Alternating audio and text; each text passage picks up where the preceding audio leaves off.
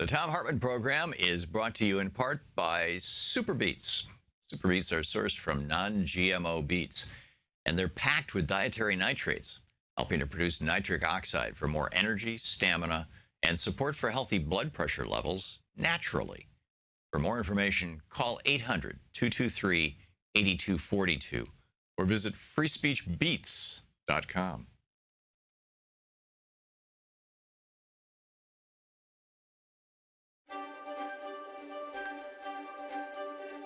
Hi, it's the Thom Hartmann Book Club with the Thom Hartmann University, and today we're reading from Threshold, the Progressive Plan to Pull America Back from the Brink. I'm reading from the preface. This is page XIII.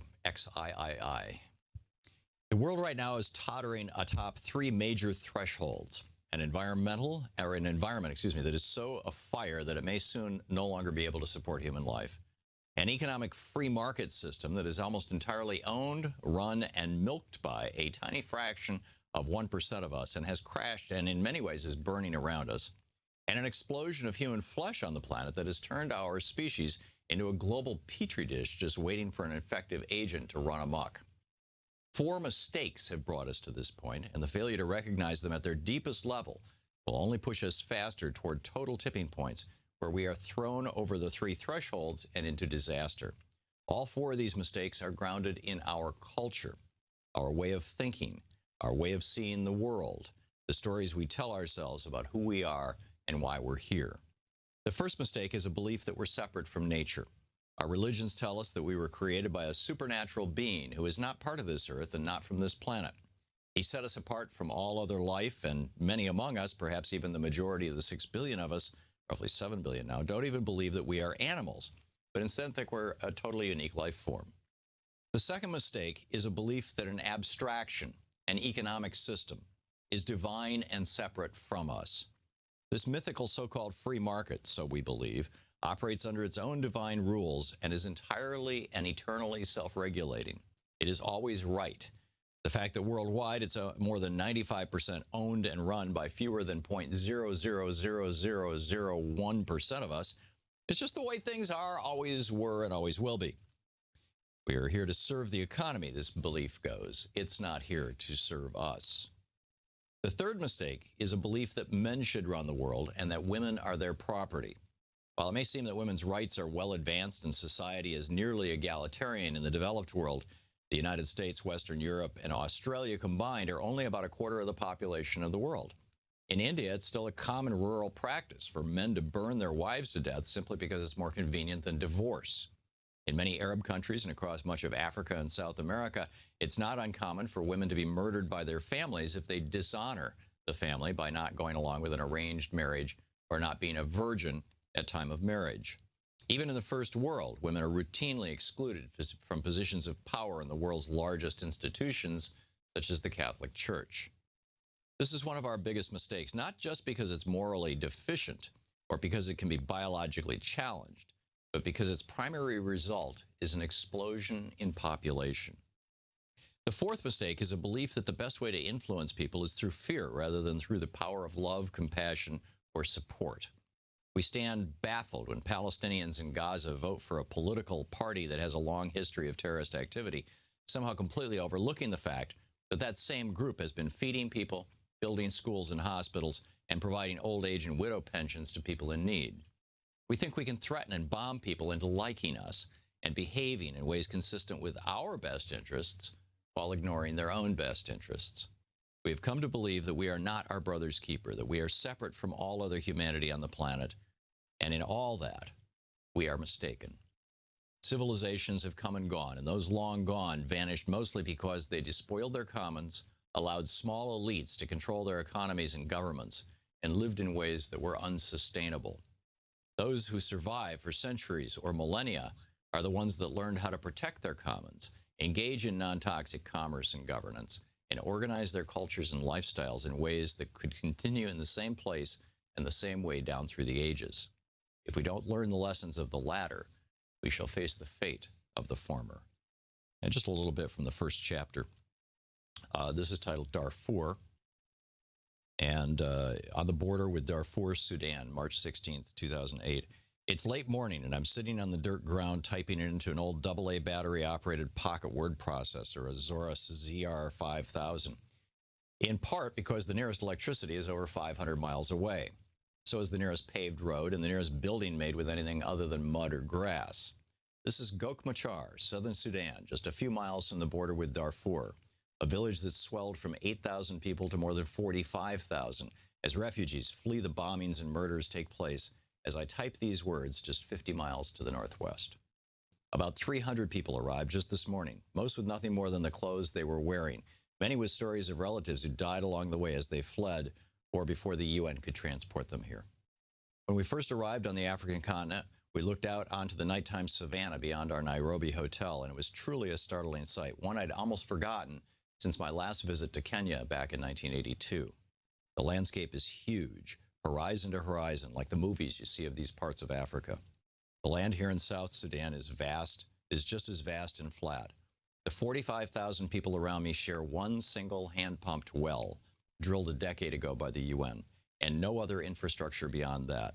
No buildings, no roads, no septic tank or sewer system, no schools, no clinics, no hospitals, no stores, or even storehouses. Nothing. The book is Threshold, the progressive plan to pull America back from the brink.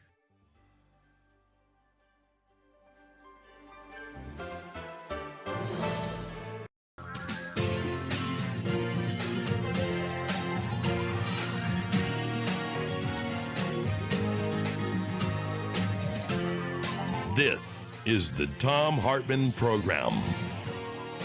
And greetings, my friends, patriots, lovers of democracy, truth, and justice, believers in peace, freedom, and the American way. Thom Hartmann here with you.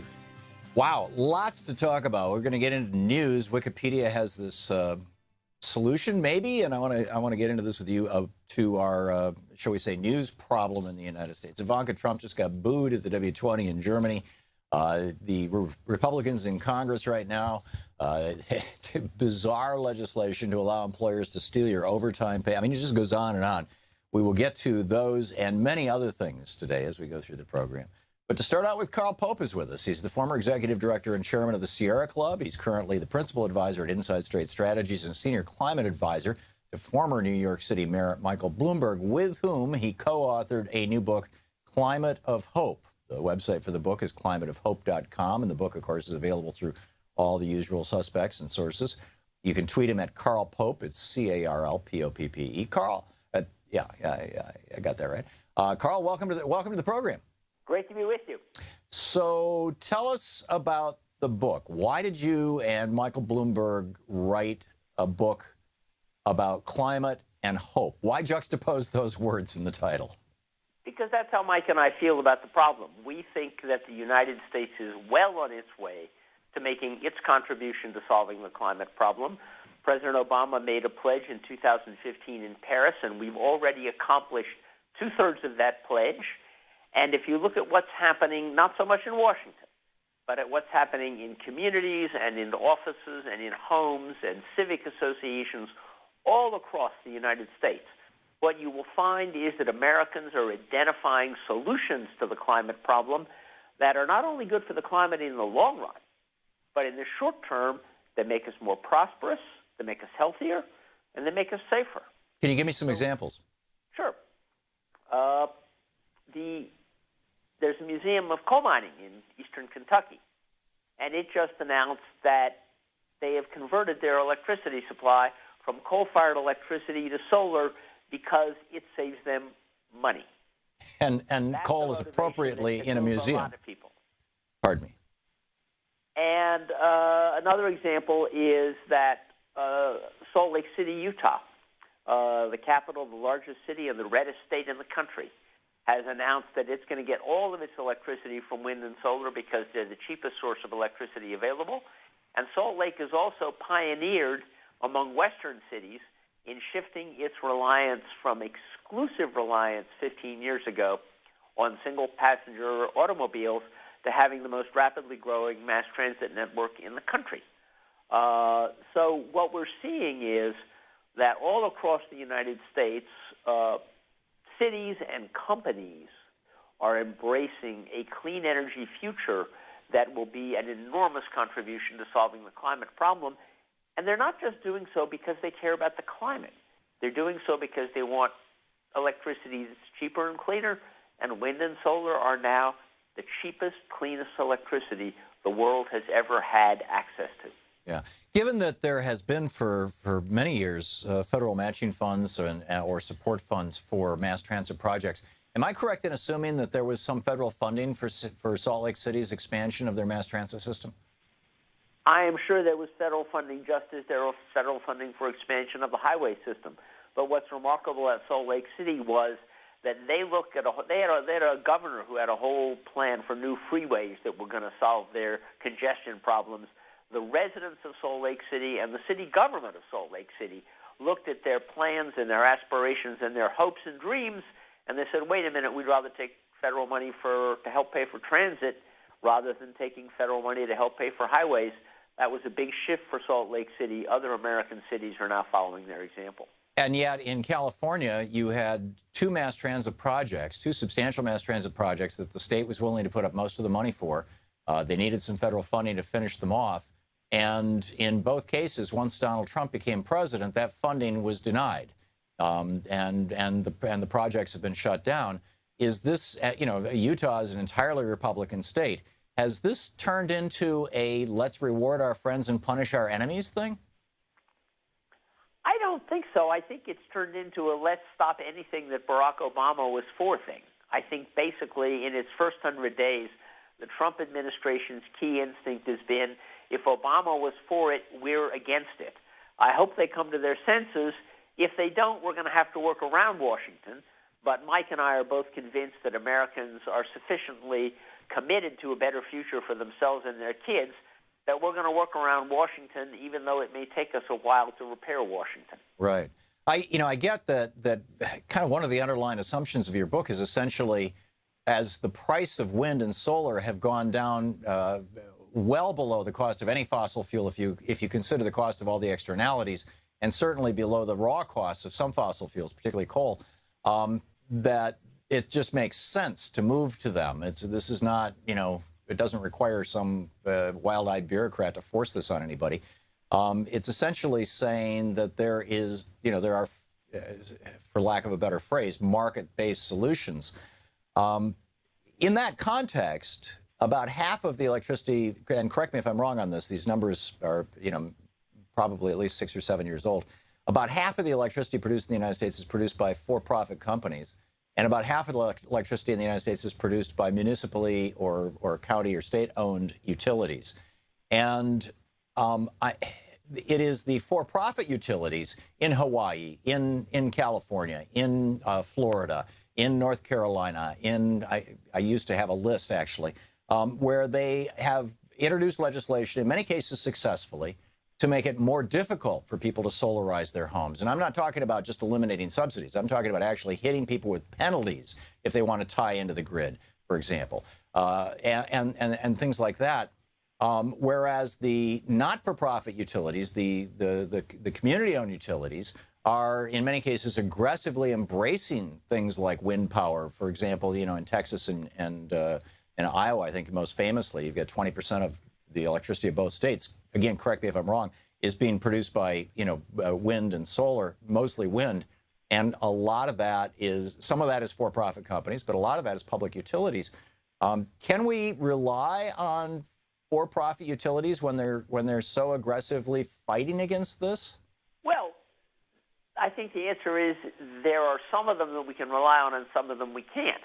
It's an interesting fact that in Georgia, where, there was the Southern Company, which is, I think, the nation's largest private utility, it was one of the most coal-dependent utilities in the nation. And the Southern Company, Tom Fanning, their CEO, has made it clear that he knows that renewable energy is coming, and if people want to put solar panels on their rooftops, Tom Fanning wants to put them on their rooftops for them. He doesn't want to invite competition in.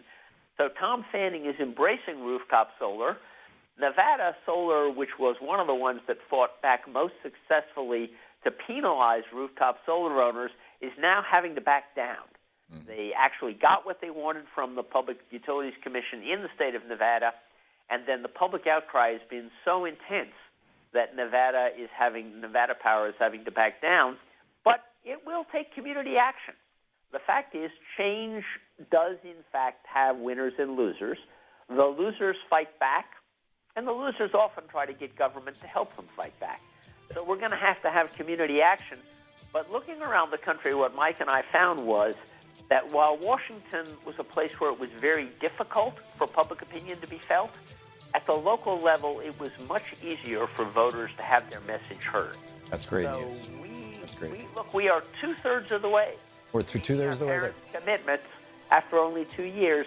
We must be doing something right. Amen. Carl, hang on just a second. This is the Thom Hartmann Program. Carl Pope, the book is Climate of Hope, co-authored with Michael Bloomberg. ClimateOfHope.com is the website. Carl, thank you. Thanks very much, Tom. Good speaking with you. We'll be back.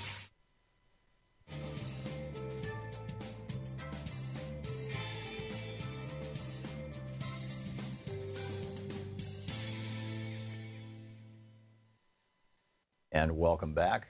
Nate, looks like Carl's on line 11. Omar in Herndon, Virginia. Hey, Omar, what's up? Yeah, thanks so much for taking my call. I just have two questions. The first one is, who do you think we should start grooming right now for the 2020 on the Democratic side? And the second question is, why didn't Bernie support John Ossoff? Because one of the things that he said after he conceded to Hillary, that he's going to go out and promote new candidates, throughout the country. And so I was just a little puzzled, why didn't he back John Ossoff or campaign for him? Right. To the best of my knowledge, and I can't speak for Bernie, I haven't talked with him in a while, although I will be seeing him this week. But to the best of my knowledge, Bernie does support John Ossoff. It's just that John Ossoff never reached out and said, will you come campaign for me? And so Bernie never went and campaigned for him, number one. And number two, John Ossoff has not taken positions that are that Bernie is fond of, shall we say. Single-payer health care for all, for example. Ossoff has not taken that position. $15 minimum wage, Ossoff has not taken that position. Now, he may be changing them, and, God bless him if he is. But, so far it had seemed that he was more of a kind of a middle-of-the-road Democrat. But Bernie's supporting them, too. So what was your other question? Oh, grooming candidates, yeah. That implies a real kind of top-down mentality, Omar. The way that we need to be grooming candidates or getting candidates, I think, is encouraging people to get, which is what President Obama was doing yesterday in his public speech. I doubt he was doing it in the speech that he got paid $400,000 to give to the bankers, but in his public speech, what President Obama was saying is we need to get people involved at the local level in politics. A lot of people, work their way up from local politics, literally from school boards, from city councils, from county commissions, into state legislatures, out of state legislatures, into the national legislature, out of the national legislature, all the way to the White House. I mean, this is the story of Lyndon Johnson. It literally started out with the school board in Texas. So rather than thinking we've got to figure out who the good candidates are, let's go out there and find them and start, grooming them, I think that what we need to do is widen the base of potential candidates, dramatically widen the base of potential candidates. But the whole Bernie John Ossoff thing, this is like the, there are a bunch of Bernie haters out there. I don't know how else to say it. There's a relatively small group of hardcore people who hated Bernie during the primary and still hate him. And, some of them are probably Republican trolls, but I think some of them are Democrats who actually hate Bernie. And so it's like he can do no right. It's and anything he does or whatever he says, boom, this blows up in his face. Well, the only thing is that, I just kept thinking about it. He said he was going to go and start promoting new candidate. And I thought that was a great idea. And he's been doing that. Yeah, he's been absolutely doing that. But I don't think, I'm not inside Bernie's operation or inside our democracy, but I would be surprised if they are reaching out to candidates and saying, hi, would you like our help? If I was running it, I would not do that. That's so intrusive and presumptive. I would be saying, hey, if anybody wants our help, reach out to us. And the candidates who have reached out to Bernie's been there for them. So, it's really a question that I think you should probably put to John Ossoff, if it matters to you. It frankly doesn't matter to me I just know that there's a bunch of hate Bernie people who are out there throwing this stuff around. Omar, thanks a lot for the call. We'll be back.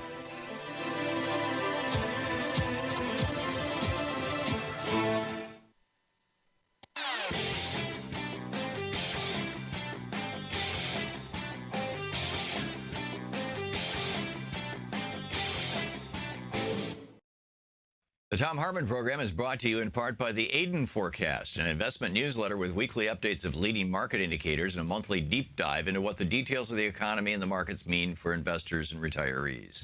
On the web at aidenmarkets.com.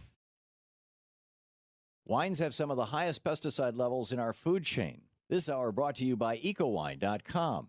Pesticide-free wines, organic wines, imported from France by the Organic Wine Company, ecowine.com. The Thom Hartmann Program is brought to you in part by Super Beets. Super Beets are sourced from non-GMO beets, and they're packed with dietary nitrates, helping to produce nitric oxide for more energy, stamina, and support for healthy blood pressure levels naturally.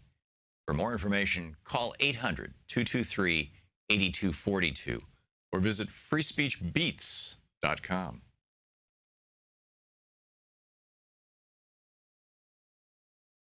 Thom Hartmann here with you. Okay, a bunch of things that I wanted to talk with you about. Let me start off with this whole Wikipedia thing. I think this is fascinating. I have reached the point where there are some websites that I can't even visit anymore because they auto-throw video at me, which has audio associated with it. For example, when I'm browsing through the internet using my computer here on the radio show, and sometimes I do this during the break, sometimes I'm even doing it while I'm on the air, just trying to, check things and whatnot.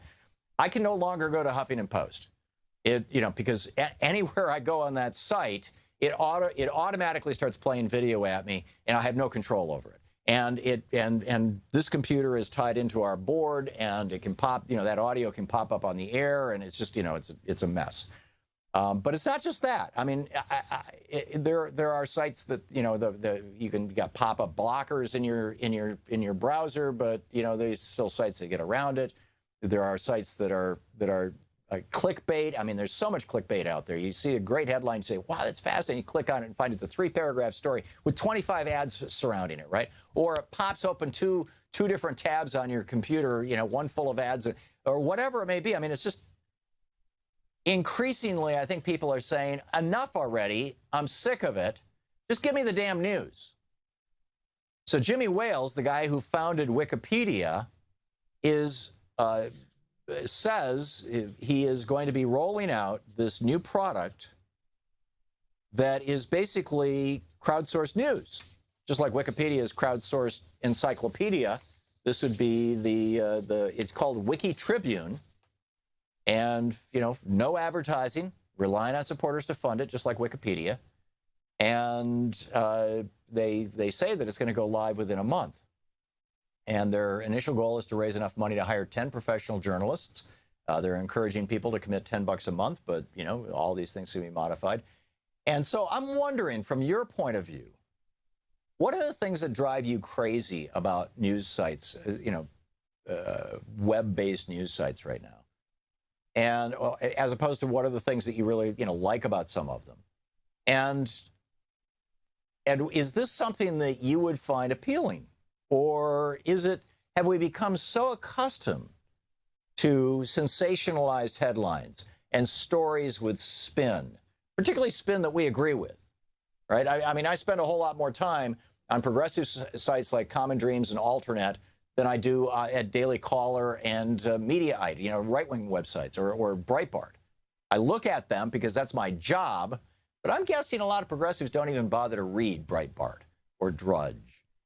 Whereas, but in any case, what are your news consumption habits like, and how might they change if you had a site that really, literally had no bias? Which then raises the question, who says what's bias? Right? If, for example, here we have this new piece of legislation that Paul Ryan is championing in the House of Representatives. It's called the Working Families Flexibility Act, House Resolution 1180. And the Working Families Flexibility Act doesn't give you flexibility. It gives your employer flexibility. Right now, if you work more than 40 hours in a given week and you're an hourly employee, in most places, and I think this is federally, you have to be paid overtime. Well, what this act would do is it would say, well, your employer can demand that you work 60 hours this week and only 20 hours next week and never pay you overtime. So your employer has more flexibility to screw your working family. It also allows your employer to borrow your overtime pay interest-free. In other words, if they are going to pay overtime, while that money is in their checking account, they have not yet written their paycheck to you. Let's say that company goes bankrupt, as it happens to about 400,000 businesses every year in the United States, or just closes shop. They can keep your money under this legislation. This is a variation on the pension law changes that Reagan did.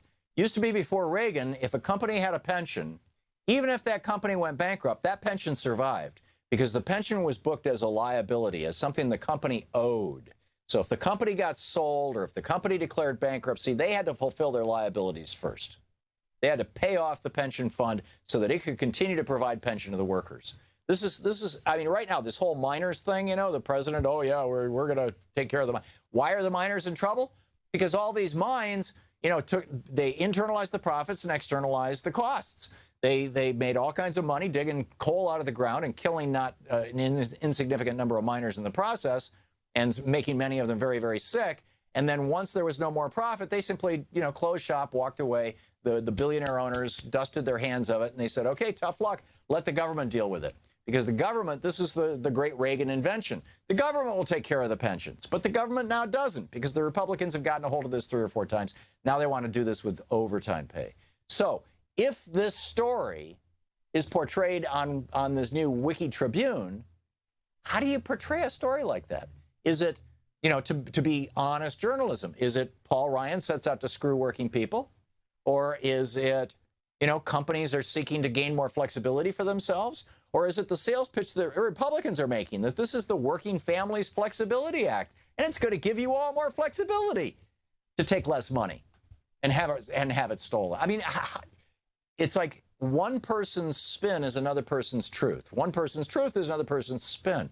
How do you decide that? Who decides that? I mean, even if you look at the 5 Pinocchios thing over at the Washington Post or the Pants on Fire, whatever they are, you know, you read these and you go, well, you know, maybe. But, you know, if you could spin it a slightly different way, or Snopes, you know, I mean, I'd say 9 out of 10 times I agree with them both. And I've gotten dinged by these guys. But, you know, and in times I agree with them dinging me. But the point is that who makes that decision? Well, I guess it's going to get crowdsourced. If it gets crowdsourced, does it go to whoever has the loudest voice? Will that be the right-wingers who can buy those voices? You're listening to the Thom Hartmann Program. Call 202-808-9925. I mean, just like we have right-wing think tanks here in D.C. who are aggressively editing Wikipedia constantly, are they going to be editing Wiki Tribune? I would bet so.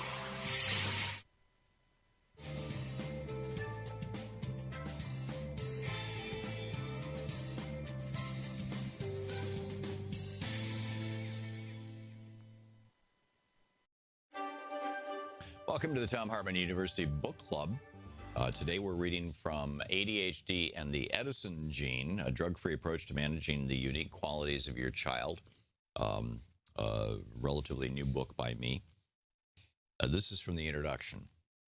I was in India in 1993 to help manage a community for orphans and blind children on behalf of a German charity.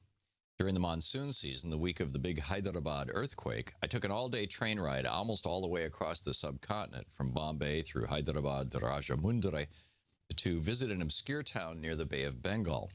In the train compartment with me were several Indian businessmen and a physician, and we had plenty of time to talk as the country flew by from sunrise to sunset. Curious about how they viewed our children diagnosed as having attention deficit hyperactivity disorder, ADHD, I asked, are you familiar with those types of people who seem to crave stimulation, yet have a hard time staying with any one focus for a period of time? They may hop from career to career and sometimes even from relationship to relationship, never seeming to settle into one job or into a life with one person, but the whole time they remain creative, incredibly creative and inventive.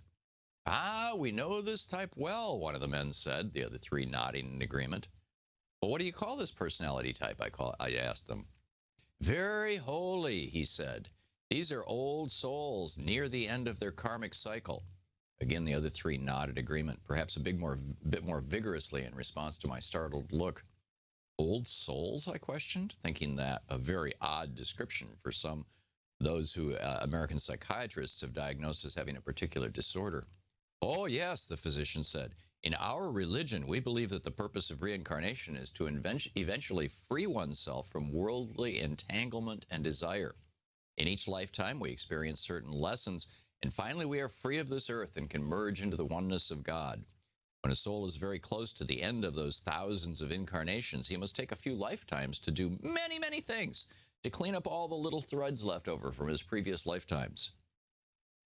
Another businessman added, this is a man very close to being enlightened. We have great respect for such individuals, although their lives may be difficult. Another businessman raised a finger and interjected, but it is through the difficulties of such lives that souls are purified. The others nodded agreement. I said, in America, they consider this behavior indicative of a psychiatric disorder. All three looked startled and then laughed. In America, you consider our most holy men, our yogis and swamis, to be crazy people as well, said the physician, with a touch of sadness in his voice. So it is with different cultures. We live in different worlds.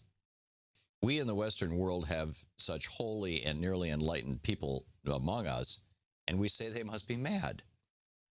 But as we're about to see, they may be they may instead be our most creative individual, our most extraordinary thinkers, our most brilliant inventors and pioneers. To children among us, whom our teachers and psychiatrists say are disordered, they may in fact carry a set of abilities, a skill set that was necessary for the survival of humankind in the past, that has created much of what we presently treasure as our quality of life, and that will be critical to the survival of the human race in the future. There is immense power in how we choose to view what's happening around us, and this is terrifically important when we consider how we can best know our children and provide them with the upbringing they need, an upbringing that will lead them to be healthy, happy, functioning adults. The premise of this book is that children who have what we have come to know as ADHD are important and vital gifts to our society and culture, and in the largest sense can be an extraordinary gift to the world. In addition, for those adults who have been similarly diagnosed or defined, this book offers a new way of understanding themselves and their relationship to the world, a way that brings insight, empowerment, and success. The long history of the human race, as we'll see in this book, has conferred on us, some more than others, a set of predilections, temperaments, and abilities carried through the medium of our genetic makeup. These skills are ideally suited to life in the ever-changing world of our ancient ancestors, and we have now discovered are also ideally suited to the quickly changing modern world of cyberspace and widespread ecological and political crises that require rapid response. I will call this genetic gift the Edison gene, after Thomas Edison, who brought us electric lights and phonographs and movies and literally 10,000 other inventions. He is the model for the sort of impact a well-nurtured child carrying this gene can have on the world. While I'm principally referring to the DRD4 gene, see Chapter 5, the science of genetics is embryonic, with new discoveries being made every day. No doubt, sometime soon we'll have a better, more complete list of the specific genes that make up what Dave DeBronkart first called the Edison trait back in 1992, and Lucy Jo Palladino expanded on considerably in 1997 in her wonderful book, The Edison Trait. For the moment, though, I'll use the useful shorthand of the Edison gene. When Thomas Edison's schoolteacher threw him out of school in the 3rd grade for being fidgety, slow, and inattentive, his mother, Nancy Edison, the well-educated daughter of a Presbyterian minister, was deeply offended by the schoolmaster's characterization of her son. As a result, she pulled him out of school, and she became his teacher from then until the day he went off to work on his own for the railroads. And thus continues the story of people with ADHD and great success and how you can help your child be like that. Hey, want to hear that clip again? Subscribe to the Thom Hartmann Program on YouTube to see all your favorite show highlights. All the important stories we cover and the issues we care about are at HartmanReport.com. Members of our community can comment and join the conversation. Welcome back. Thom Hartmann here with you. Over in our chat room, Ali says, the audio and pop-up windows drive me nuts while I'm looking for links during the show. The audio drowns you out, referring back to that. And a couple of interesting things I mentioned at the very beginning. Ivanka Trump gave a speech a few hours ago at the W20. It's like the G20 for women in Germany. I think it's in Berlin. And, yeah, it's in Berlin. And she shared the stage with Christine Lagarde, who is the managing director of the IMF, and Angela Merkel, the chancellor of Germany. And she defended her father, saying that all these women who worked for him experienced a wonderful time, blah-de-blah, and the crowd booed her. So Ivanka Trump is representing the women of America to the world and praising her father. It's not going over all that well. Meanwhile, something that, frankly, I was very troubled by this. I don't think this has ever been done before.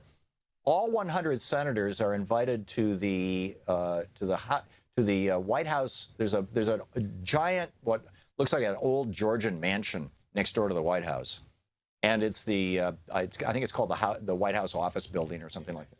Executive Office Building. That's right, Executive EOB, It's amazing. I mean, it's an amazing building to walk by. And it's apparently got a big auditorium in it, and they're inviting all 100 senators to come over there so that the president can just walk over from next door. They actually have an underground little train thing.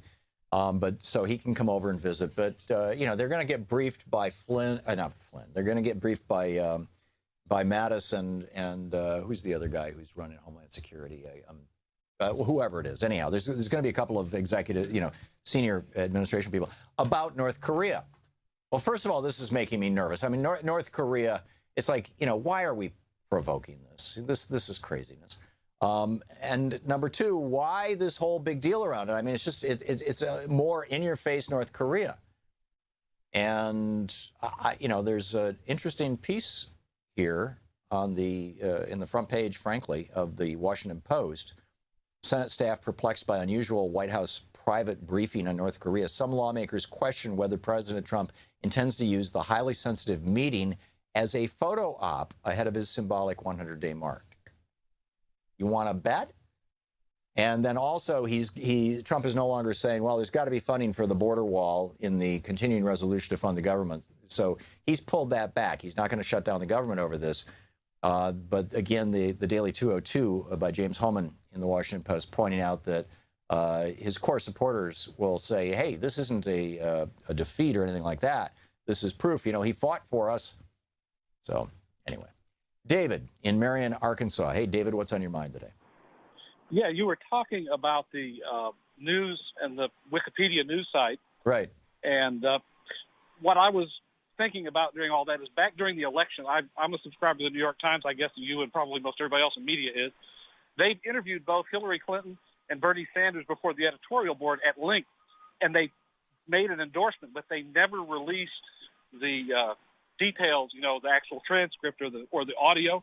Mm-hmm. And in reporting, you're talking about with the Wikipedia Tribune or whatever it's called, what might be the guideline would be to strictly stick to facts.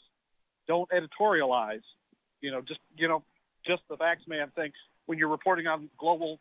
Right, but David, if Paul Ryan comes to you as a reporter and says, I'm proposing legislation that will give more flexibility to working families, and it's the bill that I described earlier, and in fact, I mean, the AFL-CIO just came out and said Republican leaders in Congress just launched a new attack on the 40-hour work week. They want to let big corporations and greedy CEOs get out of giving working people any extra pay for overtime work.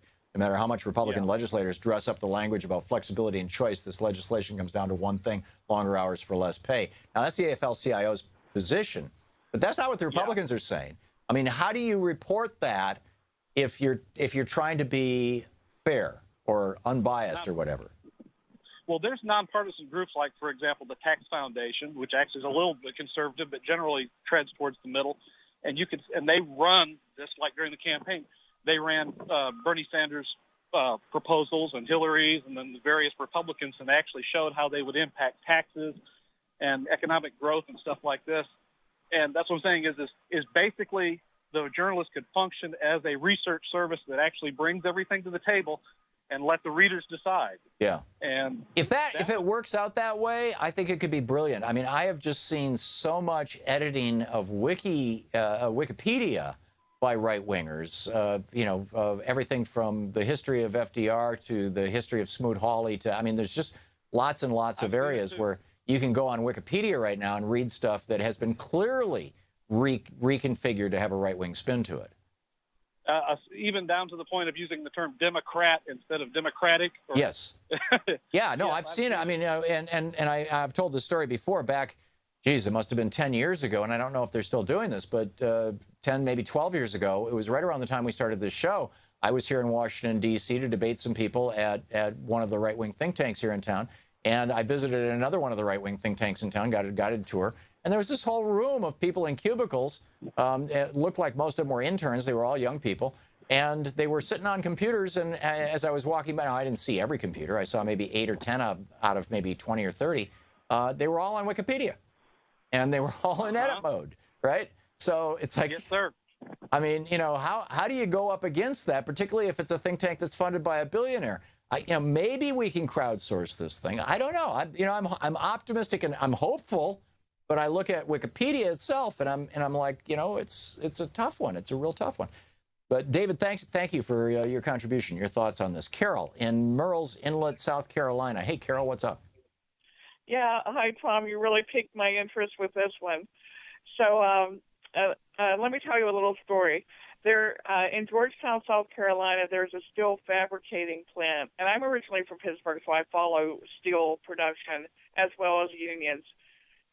This little plant has been in foreign hands over the years. Well, it closed early last summer, and 350 people were laid off.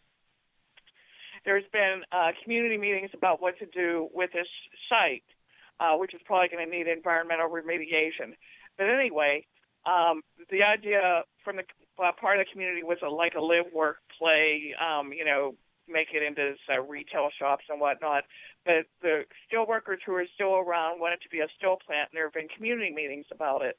Well, in the wake of all these meetings, an offer came in from a UK buyer who is a steel production company of some type.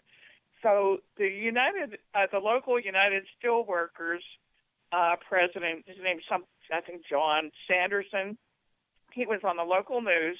And he says, you know who I credit with all this? Donald Trump. And I hope he'll come here and, get on the news when we break ground on this. Right. And I just thought, this is what can happen with his news site. Fake news. First of all, Donald Trump couldn't find Georgetown, South Carolina on a map if he looked. And he had nothing to do with it. It was all community meetings. There have been about a half dozen community meetings back and forth about what's going to happen with this site. And so this offer came in, which, again, there's no guarantee that there are still more meetings to happen. But the fact that the president of the local USW credits Trump on the evening news and says he hopes he comes here to, when the ribbon cutting happens, because that's who I'm giving credit to Donald Trump for this happening, just blows my mind. This is fake news. It's going to be the kind of thing that's going to be on this Wikipedia news site. Well, maybe. I mean, this is what we don't know, and it's apparently it's supposed to roll out within the next month. And I wish them well. I honestly wish them well. I hope that they can figure out a way to get around the right wingers editing their websites and their news site.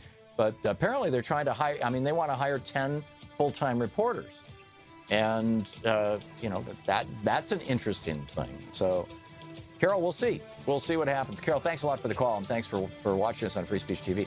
There's it's an interesting thing. It would be wonderful to have a news site that didn't autoplay audio and video at me, or didn't follow me or track me with cookies whenever I go to read a story. You're listening to Thom Hartmann. Visit ThomHartmann.com for audio and video archives. And then sell that information. It's anyway, we'll be right back.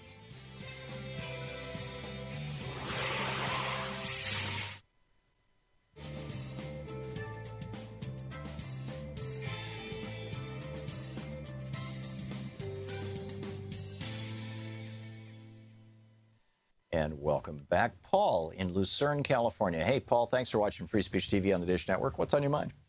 Hey, Tom. Well, we're talking about news sites on the web. Mm-hmm. I go to a few. That's where I get 90% of my news. I go to Alternate. I go to Raw Story, Think Progress, and I don't get bombarded that bad. Yeah, those sites aren't bad. Alternate is very well run. You just click Go ahead. close, and they close. They disappear. No audio videos, nothing like that. Yeah. And Alternate, you can't really get a better news site. I mean, you get some of the best news around there. I agree. Raw Stories the same way. Think Progress. Think Progress never has commercials. Right, because it's funded by a foundation. By the Center for American Progress. I think that although they claim editorial independence, and I believe them, they're asserting editorial independence.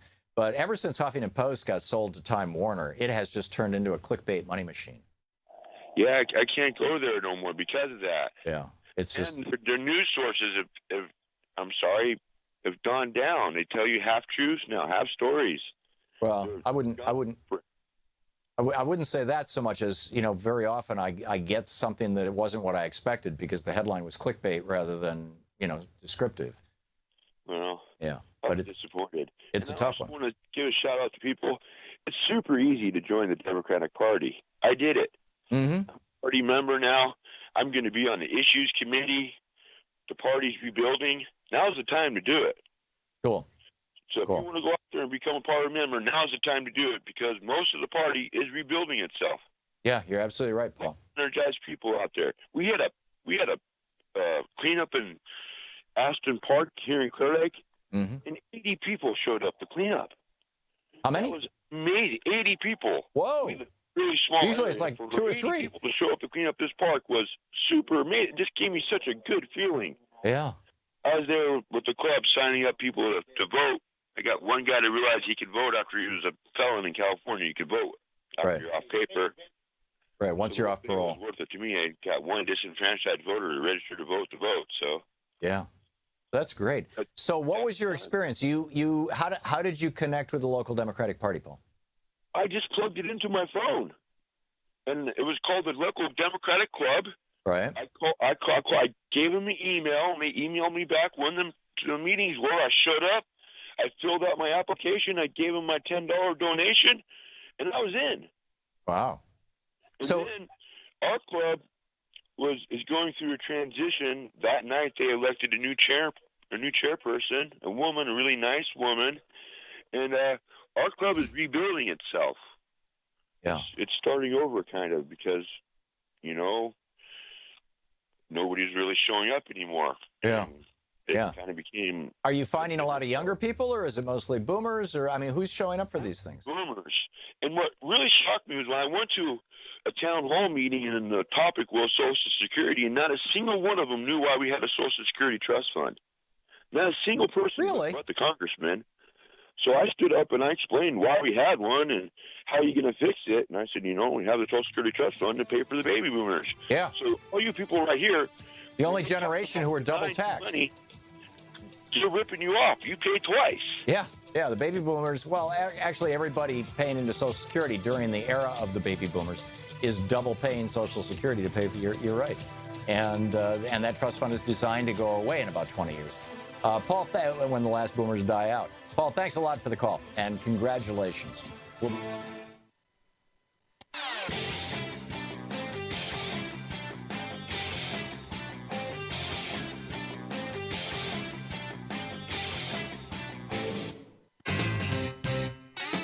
Welcome back. Thom Hartmann here with you, and Terry in Culpeper, Virginia. Hey, Terry, what's on your mind today? Hey, Tom. One of the very few channels you can watch without 4 minutes of television and 30 minutes of commercials anymore. Oh, man. So what's up? I saw something the other day. I think it was dealing with the Science March across the country and pretty much across the world.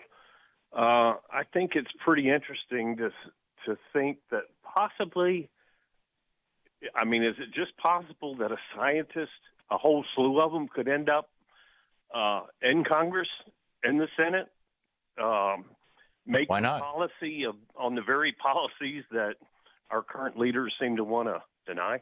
Right.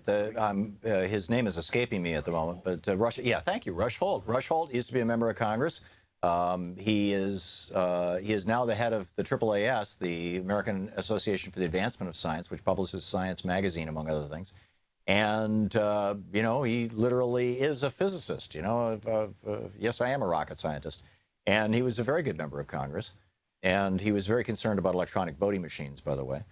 And I would love to see more scientists running for office. And if Trump is going to be firing or laying off, thousands of scientists here in Washington, D.C., and it looks like he is, I am hopeful that many of them will, because the new government budget starts in October, as you know. I am hopeful that, many of them will say, okay, enough of that. I am going to run for office. It's a great suggestion, Terry. We need more science in our public discourse. Thanks a lot for the call. Jeff in San Francisco. Hey, Jeff, what's up? Hey, Tom, I just want to say one thing I noticed is when I Googled high-speed rail in California, and it comes up as something negative, how much is going to overrun and stuff. Right, because it's been, the right-wingers have the time and money and people, infrastructure, to put up those sites and optimize them for search engines. So on virtually any topic, if you plug it into a search engine, the top 10 or 15 hits you get are going to all have a conservative slant. Any topic that matters to billionaires, shall we say. Yeah. I also went to my town hall meeting in San Francisco, and I brought up the topic to Wiener and Ting, and I asked about a California State Bank, and they got off topic and started talking about the marijuana and stuff that's going to go, the money from that, and it was not exactly what I was going to ask. I mean, it didn't seem to pertain. Well, maybe that they didn't know what you were talking about. No, unless they're pretending they didn't. But maybe they're getting money from Wells Fargo and. Well, that could be, but it's also, I've talked with a couple of three elected members of Congress over the last 2 years off the air, and brought up the topic of a state bank and encouraging states to have state banks as a way of diminishing the power, the stranglehold power that the Wall Street banks have over our entire political system from coast to coast.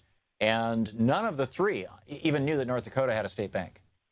I don't think this is common knowledge among and these were all Democrats, among Democratic political circles, and it needs to become common knowledge. I mean, Ellen Brown has been out there beating this drum, and mostly on Huffington Post for years, and with her website Web of Debt and her book, and but her book is rather dense and didactic. She writes like an economist, so it's just, it hasn't become sexy. And it really needs to be. But one last thing. Yeah. I'm going to go to Phil Ting's, I think, May 9th. He has another one. So I might even bring some flyers and direct information. Yeah, that's a good idea. Ellen Brown has written a couple of really, if you're talking about, a state bank for California, Ellen Brown has written a number of relatively short pieces that you can find over at Huffington Post or other places, presumably. I would start out with webofdebt.com, which is Ellen's website itself. I've gone there. Yeah, and just print out a couple and make copies and pass them out, because my experience was that all three of those legislators that I talked with were like, "Oh, really? How does this work?" And it's because it's not really a federal issue. It's perfectly legal at the federal level for a state to have a state bank. There's no law necessary, and there's no law to prevent it that's being proposed, to the best of my knowledge. Although I think that if California starts getting serious about a state bank, then probably the banksters will start lobbying at the federal level to preempt that. But we'll see. We'll see. Oh, of Jeff, course.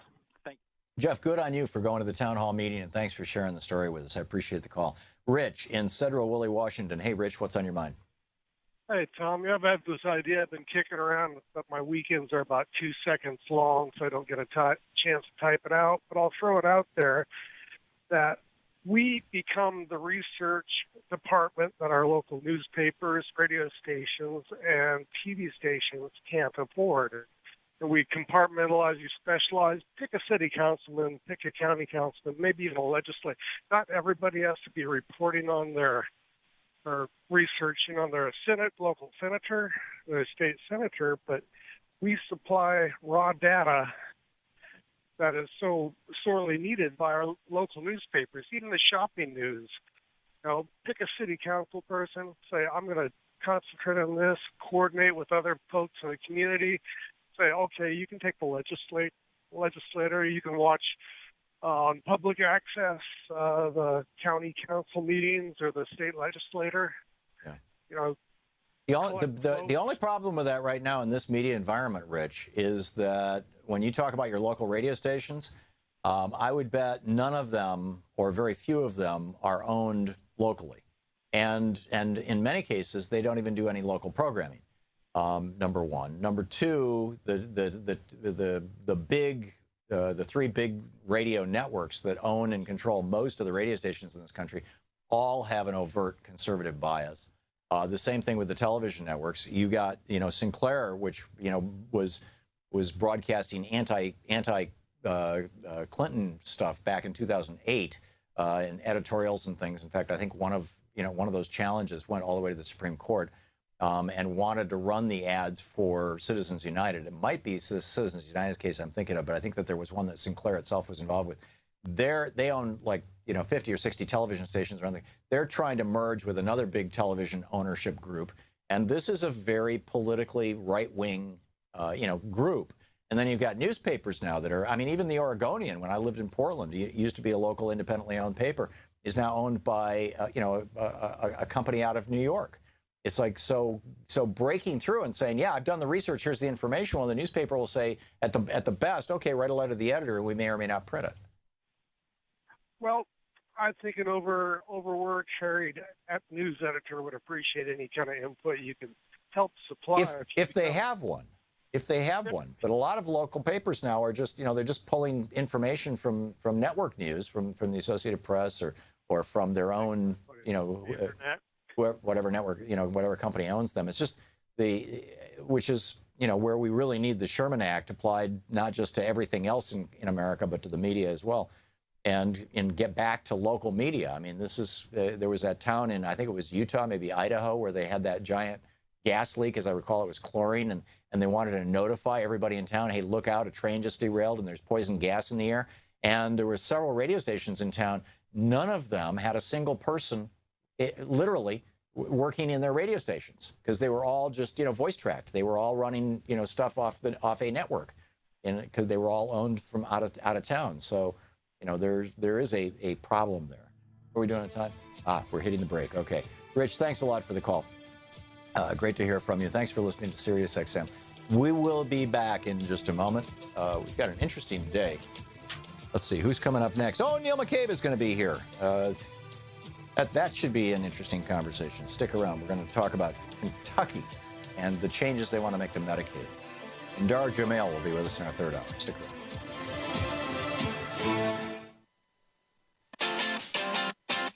You're listening to Thom Hartmann.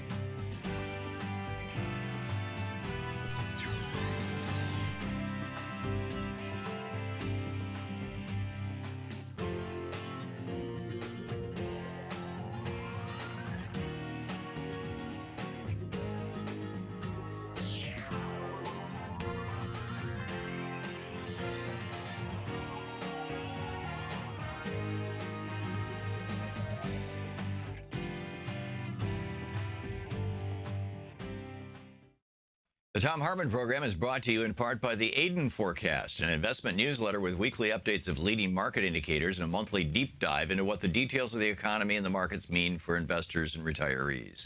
On the web at aidenmarkets.com. Wines have some of the highest pesticide levels in our food chain. This hour brought to you by ecowine.com. Pesticide-free wines, organic wines, imported from France by the Organic Wine Company, ecowine.com. The Thom Hartmann Program is brought to you in part by Super Beets. Super Beets are sourced from non-GMO beets, and they're packed with dietary nitrates, helping to produce nitric oxide for more energy, stamina, and support for healthy blood pressure levels naturally. For more information, call 800-223-8242 or visit freespeechbeets.com.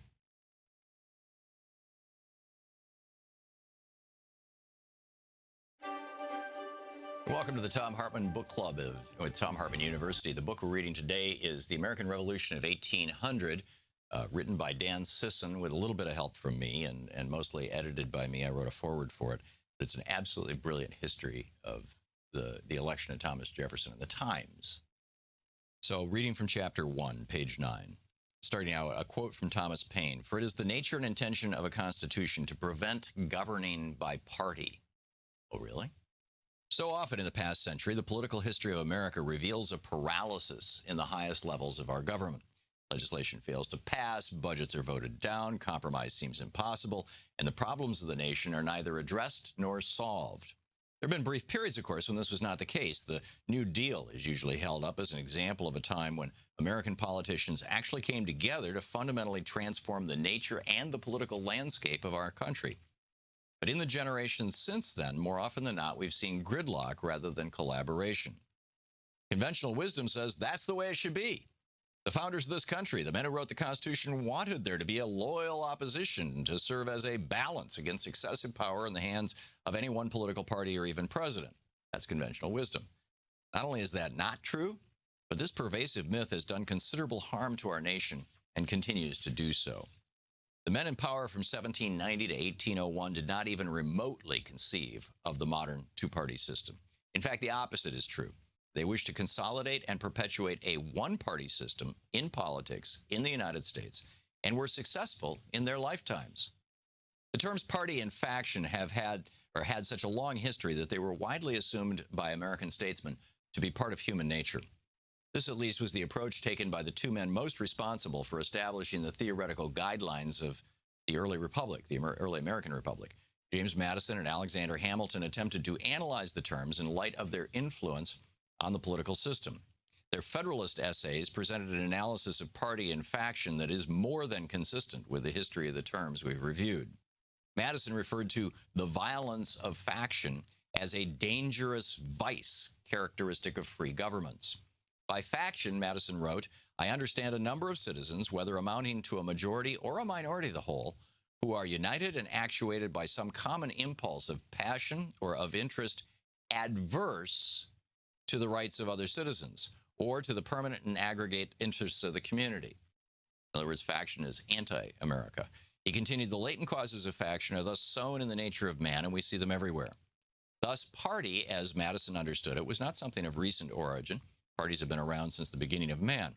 And he noted, quote, "The most numerous party, or in other words, the most powerful faction, must be expected to prevail." He ends his analysis on this note: "To secure the public good and provide rights against the danger of such a faction, that is then the great object to which our inquiries are directed." Thus, Madison captured the essence of the term faction and party as they were understood by his contemporaries. The faction and party were inescapably rooted in human nature and produced violence, zeal, animosity, oppression, and danger, all adverse to the interests of the community. He added, quote, "Men of factious tempers or of local prejudices or of sinister designs may by intrigue, by corruption, or by other means first obtain the suffrages, the vote, and then betray the interests of the people." His conclusion is that factions must be broken and controlled. They are at all costs not to be legitimately recognized or encouraged. Madison was not alone in his aversion to faction and party. Alexander Hamilton, too, warns the reader, quote, "Ambition, avarice,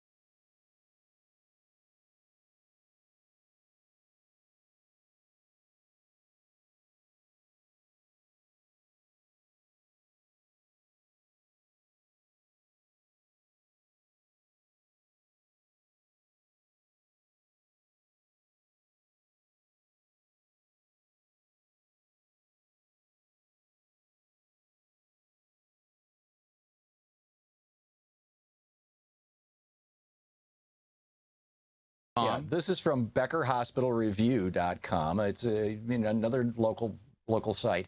The plan would charge, they're going to turn it into a points program, a rewards program. Yes, like your airline. Exactly. The plan would charge enrollees premiums ranging from $1 to $37.50 a month. Well, why charge people $1? Well, because if they don't pay, they lose points if you miss your payment every month. Yeah. This requires enrollees to earn points, which can then be used toward vision and dental services. You earn your points by passing a GED exam, completing job training, completing a wellness activity. Yes, I ran 5 miles today. Points can also be lost if you miss a premium payment or use the emergency department, the emergency room. This seems to me crazy. Seems like a reasonable. The majority of people on Medicaid, the kind of Medicaid we're talking about here, there's basically 3 tiers, right, with Obamacare. You've got your state Medicaid for the poor, for people who aren't working. This is literally for the genuinely indigent. And you've got to make less than, I think, I don't know Kentucky's threshold, but typically across the country it's between $2,000 and $3,000 a year. So you have no income, and you qualify for the poverty care. Then there's the higher ground, which is if you make over, say, $20,000 a year, you qualify for Obamacare, and you can get subsidies to buy health insurance. But there's that in between a $2,000 a year income and a $18,000 to $20,000 a year income, where if you lived in a state that didn't expand Medicaid, you had no coverage whatsoever. And that's the Medicaid expansion we're talking about. And 100% of those people are the working poor. These are people who are working usually full-time jobs, sometimes several full-time jobs. They're still not making enough to hit that $20,000 a year threshold because they're being paid $7.25 an hour. They're working their butts off, and the governor wants to say, oh, and we're going to throw a whole bunch of new obstacles in your way just to get you dental and vision care. How can Republicans justify this deal? Well, I mean, we'll remember that Bevin wanted to undo the whole expansion completely. I know. He appears to think is the man offers palatable. A compromise, a reasonable middle ground. He tries to get things done. He tries to break up the gridlock in Kentucky. And it's not gridlock. It's a system that's working, Neil. Come on. This is a guy who literally ran about undoing the expansion to vision and dental and the expansion in general. He couldn't have run on that. He did run. As saying that out loud, he had to have said it in code. People wouldn't have voted for him. It's just like Donald Trump. People voted for Donald Trump. He said, I'm not going to touch your Medicare. I'm not going to touch your Social Security. Now, of course, he's talking about touching both. You'll recall, he was the conservative running against McConnell in the primary 2 years previous. So the guy is a movement conservative. Right. And so he campaigned on saying he was going to take back the expansion of Medicaid. Oh, so actually, he would undo the expansion Neil, of the previous governor. I would bet you a silver dollar.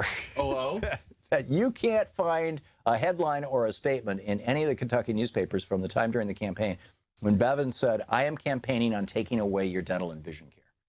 No, he did. That's what I mean. And what this is actually instead he would say, I'm going to campaign on doing away with Obamacare. That plays well in the world of people who read Breitbart News and watch Fox News. Undoing the expansion was part of his campaign, and what he's done is, faced with the reality, the political realities and everything else, he says, all right, let's try to make this manageable and let's try to bring some of these people into. But you realize this is going to make it actually more expensive for the state. Somebody's going to have to administer the rewards program. Someone's going to have to track people's behavior. I mean, somebody's going to have to do the little checkbox. Oh, yes. Did he actually run 3 miles today? He used the emergency. I mean, this is adding overhead. How is that? I mean, my personal problem with it is the social engineering of using a government program to try to make people better, coercing people to exercise or to they probably have points if you don't eat candy bars or something. I mean, it hasn't been fully rolled out yet, so we don't know. But it seems like it's moving in that direction. The Medicaid expansion, you get basically you get under Obamacare, you get 3 years where the federal government covers everything. The estimates were way off. Then after that, it's 50% more expensive than Obama covers 90%. Promised. And so what happens is these states are looking that they're going to be on the hook once their 3 years runs out. No, they're on the hook for 10%. Well, they're still going to be on the hook. The federal government pays 100% the first 3 years, and after that, it pays 90% forever. Well, yeah, what's wrong with that? I mean, that money comes from somewhere. Sure, it's coming. We need to actually raise taxes. Borrow it. raise taxes on billionaires and multimillionaires, but by the way, sir, Donald Trump says he wants to lower the corporate tax rate to 15%. A great plan. During the time that we had the strongest economy in the history of the United States, from the 1940s to the 1970s to the 1980s, you had corporations paying about 1/3 of the total federal bill. About a third of all federal income, all federal receipts were from corporate taxes. And now it's around 8%. Right. And Trump wants to cut that in half? Well, how is this conservative driving up the debt? He's even coming out and said, yes, we'll drive up the debt. Even you understand that the consumers paid that tax. It was just included in the price of the goods and services. So, I mean, all you did was move it from the left pocket to the right pocket. No, the consumers typically don't pay the tax. The shareholders pay the tax. The corporations pay for taxes out of their hide. Yes. They don't include it in the price. There's no calculation of what our tax burden is when you figure out the price of your car or your to the extent camera. the taxes are part of a cost of business, doing business, it's going to be built into things, but it's also going to be built into executive compensation. It's going to be built into dividends. I mean, this canard that it's all coming out of the consumer. Mr. Canard here. Now, on behalf of the canard, Neil McCabe, listen. Let me just say this about that: the greatest thing about this 15% corporate tax is that you can get rid of all of these crazy loopholes. But he's not talking about that. He is. No, he's not. In fact, he's on record saying that he doesn't want to get rid of the largest of the corporate loopholes, which are the ones for real estate developers like him. No, but sir, if you read the Washington Post, if you read his campaign documents, when he talks about is that simplification of getting rid of all these loopholes. In his campaign documents, he said he was going to call China a currency manipulator, and he was going to crack that on. In his campaign documents, we could do another show. And NAFTA. Would 2017 Trump beat 2016 Trump? That's another show. But the other thing, that's a good question, actually. Do you think he would? It'd be tough. What I'm reading is if you poll his base, he would still win. If he's smart enough to have a fight if he shuts down the government over the Mexican wall, I think he could be president for life. He's already backed down on it. It's unfortunate. You think? I think politically, I think it's a bad move. I think all the rubes who voted for him are going, yeah, he's fighting for me. I'm not comfortable with the term rube. I find that very hurtful. Well, what word would you suggest for someone I guess I don't know. who believes transparent lies? Well, I guess in the context you have carnies and rubes. So who are you? Yeah. Right? Well, I'm saying Trump is the carny and the voters are the rubes. Getting back to the 15%. You know, when Donald Trump was asked what you're running out the clock on me, sir. When Donald Trump was asked what his favorite book was, you know what he said it was? He said the China book by Peter Navarro. No. Oh? No. He said The Art of Money Making by P.T. Barnum. Oh, that's brilliant. Which I just bought a copy of. I haven't read it yet. It's only about 70, 80 pages. You have no idea how much my mother loved P.T. Barnum because she went to Tufts. Apparently Donald Trump does too. And Trump's big jumbo, Tufts, Barnum's big elephant jumbo. But he in the museum there. He has figured out, the art of money making and he's making money in the White House. And so again, I go back to, let me go back to this. When you repatriate corporate profits, there's no deductions, there's no anything. It's just a straight 35% haircut.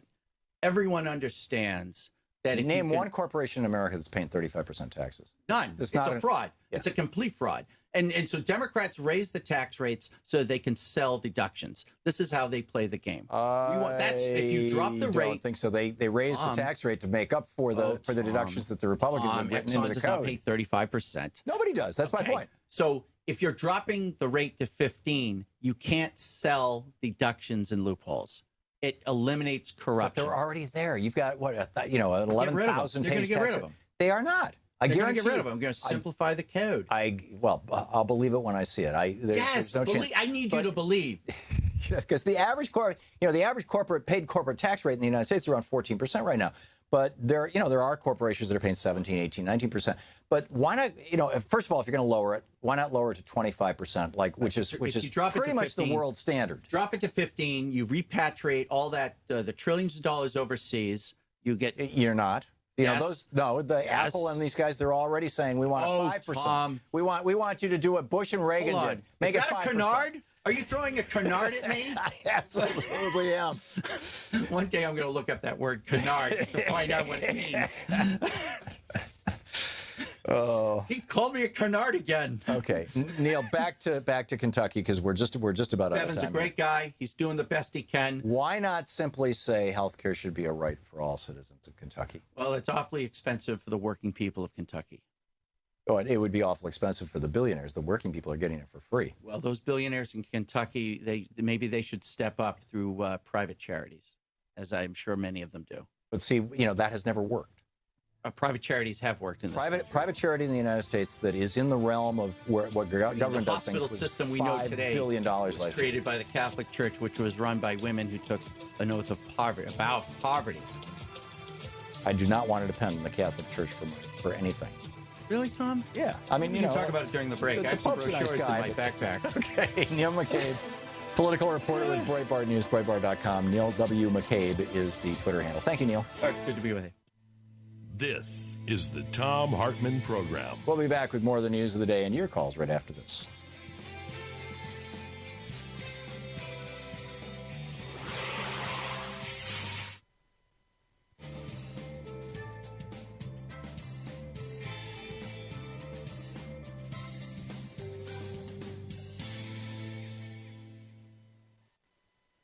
Thank you, Neil. Welcome back. Let's see here. Charles in Tacoma, Washington. Hey, Charles, what's on your mind today? Hey, how you doing? Good. I love your show, Telling the Truth. And I had a guy on the other day, taxi driver, talking about Uber and Lyft. Yeah. And he was saying all these negative things. I've been driving Uber for a year and a half. I'm also on the board of an organization called Drive Forward, which is a nonprofit organization to support those drivers that do not believe in unionizing. Mm-hmm. And it's funny to me that all this negative press that the press loves to push out that's negative about Uber, when the truth is, since I've been driving Uber, I make enough money to pay all my bills, to save money, and it's been a great experience because I'm not an employee. Yeah. I'm an independent contractor. And the Teamsters 117 here in Seattle has been trying to push Uber drivers into the union by paying off city council through campaign contributions to force all Uber drivers into a union, the Teamsters union, and the Teamsters are trying to say that they're wanting to represent us. Right, because Teamsters have historically represented taxi drivers. There you go. And the truth is that their big ploy is not to represent us. Their ploy is to push Uber, companies like Uber and Lyft, out of the city of Seattle by minimizing when we can drive, where we can drive. And, currently there's like 10,000 drivers on the road on a daily basis. And they want to push it down to a number of 150 drivers in the city of Seattle, which basically destroys a bunch of independent contractors. I would be really surprised, Charles, if any of those assertions you are making are true. No offense. Well, they are true, and we've been to city council meetings where these are actually rules that you can look up on the Seattle City Council website. So the city council is proposing this. Yes, but the city council, the rules that the city council has been proposing come straight from the Teamsters union, and they are taxi rules. Yeah. And they even have the same attorney. The city of Seattle has signed on to use the Teamsters lawyer in this big push to put a labor law, to go against the labor law to force us into the Teamsters union. Yeah. And as of right now, as we speak, there's a federal lawsuit in the city of Seattle with the Chamber of Commerce has filed against the city of Seattle against this illegal law that is unconstitutional, that is against federal labor law. And that is what's going on in Seattle. We've been fighting it, going to city council meetings, and trying to get our voice heard by the city. They listen to nothing that, the majority of the drivers want, and they keep trying to force the Teamster thing down our throats. Yeah. Excuse me, Charles. How do you handle as an independent contractor? You're running a business. How do you handle paying yourself out of your Uber revenue? Basically, it goes to my company, and then my business, through my bank account, cuts me a check. So you hire somebody like Paychex to write your paychecks and automatically deduct your deductions and exactly. Yeah, and you run it. So you're running basically a small business in that way. Do you think that most Uber drivers are doing that? I use Uber every day, and I'm fine. And I've asked quite a few, and I find that a lot of them really have no idea what they're. They've just been driving for a few months, and it's like, yeah, I just take the money and put it in the bank, and I'm like, I don't think you can do that. Yeah, I think the big thing there is, too, that as an independent business owner, you do need to study how a business is run on your own. Yeah. You can't wait for somebody. That's Well, the big problem. maybe that should be the thing that Uber should be working on. And maybe they are. I mean, for that matter. I don't know. I'm not inside the company, and I'm not a driver. Charles, thanks for your perspective. It's an interesting conversation. We'll be right back.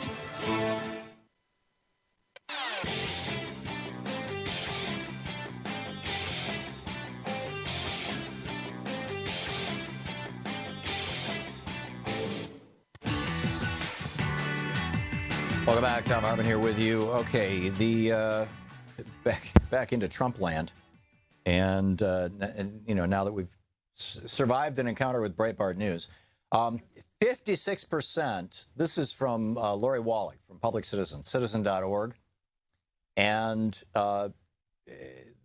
despite Donald Trump's campaign promises, they write, to punish firms that offshore American jobs, the flow of federal contract awards to major offshorers has continued unabated since Trump's inauguration.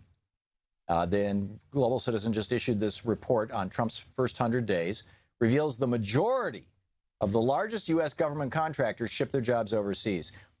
Even after United Technology decided to offshore 1,200 of its 2,000 Indiana carrier jobs to Mexico, despite Trump's interventions, the firm has obtained 15 new federal government contracts since Inauguration Day. 56% of the top 50 federal contractors in fiscal year 2016 engage in offshoring. 41% of the top 100 fiscal year 2016 contractors are certified as having offshore jobs. The top federal contractors certified as having offshore jobs received $176 billion. That's your and my tax dollars in fiscal year 2016, which accounts for more than a third of total contract spending that year. So, and federal contract spending accounts for a large chunk of the federal budget. So about a third of this large chunk of the federal budget that you know is going out in the form of contracts is going to companies that are offshoring jobs. Since Trump's inauguration, the flow of federal contract awards to major offshorers has continued, with United Technologies, for instance, receiving 15 new awards and General Electric obtaining scores more. And this is the director of Good Jobs Nation says, after pledging to punish companies that offshore American jobs, Trump has not even used his expansive unilateral authority to ban offshorers from being awarded lucrative government contracts. Instead of delivering on his promises to end offshoring and create American jobs, Trump is rewarding companies that offshore with big contracts paid by tax dollars. He has not introduced the End Offshoring Act. He has not launched the NAFTA renegotiations he promised for his first 100 days. And he caved on taking tough actions to reduce our job-killing China trade deficit. This said Lori Wallach, director of Public Citizen's Global Trade Watch. Lori continues, it's disgusting that companies like T-Mobile get taxpayer money at the same time they're sending thousands of jobs abroad, said Jamon Ross, a former call center worker for T-Mobile in Texas, who lost his job in 2012 along with 500 coworkers when T-Mobile shifted their work to Asia and Honduras. He said, when I lost my job, I'd just gotten married and bought a house. Thanks to T-Mobile, sending these jobs to Asia and Honduras, thanks to T-Mobile, I spent the first year of my marriage taking out loans to keep up my mortgage payments and the next year digging myself out of debt. Friends of mine lost their cars and their apartments. If Trump really cares about American workers like he says, he should stop this right now.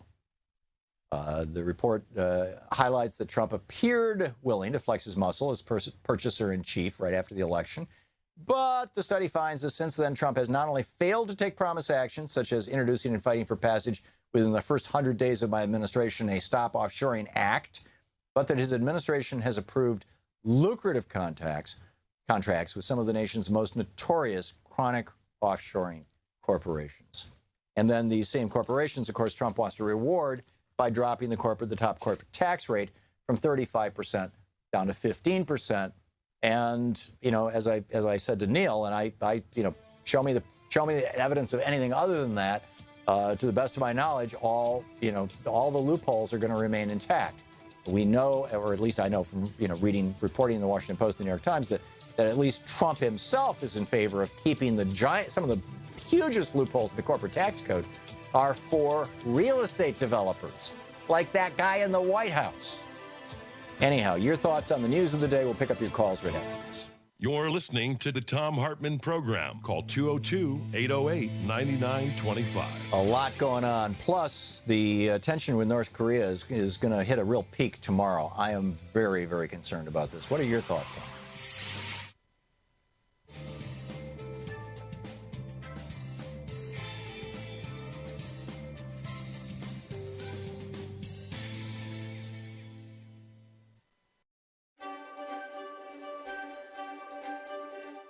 And welcome to Thom Hartmann University Book Club. Today we're reading from the book Screwed, The Undeclared War Against the Middle Class and What We Can Do About It, a book I wrote in 2006, but is frankly more relevant today than it was back then. Reading from page 11. There's a battle waging today in America that will decide the future of the middle class. On the one side are those like Jefferson who believe that if free people can govern themselves and have the right to organize their government to create a strong middle class, which will in turn keep the government democratic, small d. On the other side are those like Thomas Hobbes who believe that only a small elite can and should govern, and that the people should be willing to pay the price of poverty in exchange for security. Those who don't want democracy understand that a middle class will always work to create democracy, which is why they are so opposed to middle class creating government policies like free public education, limits to the concentration of ownership in the media, and social safety nets like universal health care and Social Security. They understand that such policies have and always will bring about a strong and vibrant middle class, which will in turn both demand and create a more democratic society, again, small d. Who are these people who want to undermine the middle class? They often call themselves conservatives, but those people are not true conservatives. They don't want to conserve or protect the America the founders gave us. I call them cons because they're conning America. My dad was a staunch Republican all his life, but he didn't believe that a small elite should rule America. He was glad the government provided safety nets like Social Security and Medicare and made unionization possible. My dad and most of the other real conservatives I've known believed in the middle class and believed in democracy. The battle we face in America today is not between liberal and conservative, nor is it between big D Democrat and Republican. The battle we face today is between those who want to protect our democratic heritage, small d, and the cons who want to create an America that benefits only a small elite organized around corporate power and inherited wealth. There are two types of cons who have worked together to screw the middle class. I call them the predator cons and the true believer cons. Predator cons are simply greedy. They use politics and or philosophy as a cover for their theft of our common resources and as a rationalization for their growing wealth in the face of growing societal poverty and inequality. They're not conservatives in any true sense. They are not interested in conserving American values or even in keeping American wealth in America. They're the ones who ship jobs overseas, lobby for tax breaks from Congress, fight against the inheritance tax, and reincorporate their companies offshore to avoid paying U.S. corporate taxes. The predator cons' rationalization for their obscene pileup of wealth is that they're simply playing the game by the existing rules. And that's true to a large extent, except that they're also the ones who bought and paid for the politicians who set up the rules for them. They've conned America into believing that they care about the American economy when all they care about is making money for themselves. A great example of a predatory con is NAFTA, the North American Free Trade Agreement. These agreements lower wages for American workers. They do not create well-paying jobs in America. They create record trade deficits. Cons don't even try to argue that free trade agreements are good for America anymore. Arguments like these, such as the Central American Free Trade Agreement, CAFTA, are passed now by a single vote in the Senate in 2005, only because corporate America needs them to reap tremendous profits from the low wages they extract in non-unionized, non-democratic, and socially disorganized countries. Predator cons succeed in passing these agreements by threatening to withhold campaign funds from anyone who dares to oppose them. It's an old game that the robber barons of the 19th century knew well how to play. The second type of con is perhaps even more dangerous than the predators. They're the true believers. Just as true believers in communism brought about the death of tens of millions in Russia from the time of the Bolshevik Revolution until the fall of the Berlin Wall, so too the true believers in laissez-faire capitalism believe that if only government would go away, everything would be just fine. Employers would become benevolent, employees would become enthusiastic, and bureaucratic inefficiencies would just vanish. These so-called free marketers aren't bothered by the consolidation of companies or the loss of competition that happens when markets are unregulated. Like Thomas Hobbes, the true believers assume that society will run best when run by the small elite that ended up on the top. They believe in corporatocracy, the view that an economic aristocracy benefits the working class because wealth will trickle down from above to below. Ronald Reagan was a true believer. He didn't understand economics, and the simple notions of self-sufficiency and a pioneering spirit appealed to him. He asked, in essence, why would somebody want to regulate a business? Wouldn't it eventually always do what is best without regulation? What Reagan and his followers failed to understand was that business will not always do what's best for society. In fact, the fundamental goal of business, to maximize assets and profits while externalizing costs and liabilities, is often destructive to the public good. This becomes particularly obvious when business owners do not live or otherwise participate in the same society and culture as their customers. A small business owner can't run sewage out his door or pay his workers below a living wage because he has to face his next-door neighbor and his next-door neighbor's kid who may want to work in his shop. Same is not true, however, for multinational corporations. Executives of large corporations don't live in the same society as the people who work for them or who live next door to their factories. As a result, the legacy of unregulated big business and the concentration of wealth in the hands of the few, that legacy is pollution, worker exploitation, cuts to workers' safety, and the bestowing of profits to the company's elite while cutting benefits to the company's rank and file. This is the book Screwed. Want to connect with the show online? You can find the Thom Hartmann Program on Facebook, Twitter, and Instagram. Welcome back. Thom Hartmann here with you. Interesting article. Pretty sure that this came out of our chat room. Let me just take a look. One of the it was deregulate, or I think it was deregulate. We posted this in our chat room. India's call center talents put to a criminal use, swindling Americans. This was back in January. The story ran in the New York Times by Ellen Berry, but it's about how this woman, Betsy Broder at the Federal Trade Commission, got a call from a couple of young men in India who were Indians, who said, we're part of this criminal enterprise that's ripping people off, calling them up, pretending to be IRS agents and demanding money.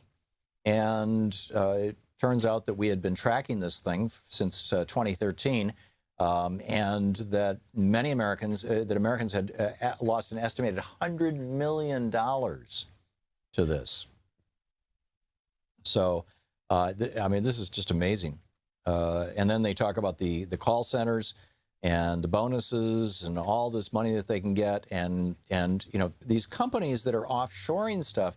It was last year or the year before we did a story on this show, and I'm trying to remember. I'm pretty sure it was the Philippines. It might have been India, but I'm pretty sure it was the Philippines, where they were passing a law for the first time that said that if you work in a call center for a U.S. company, and somebody gives you their Social Security number or their credit card number or their home address or whatever, that you may not write that down, stick it in your back pocket, and sell it later.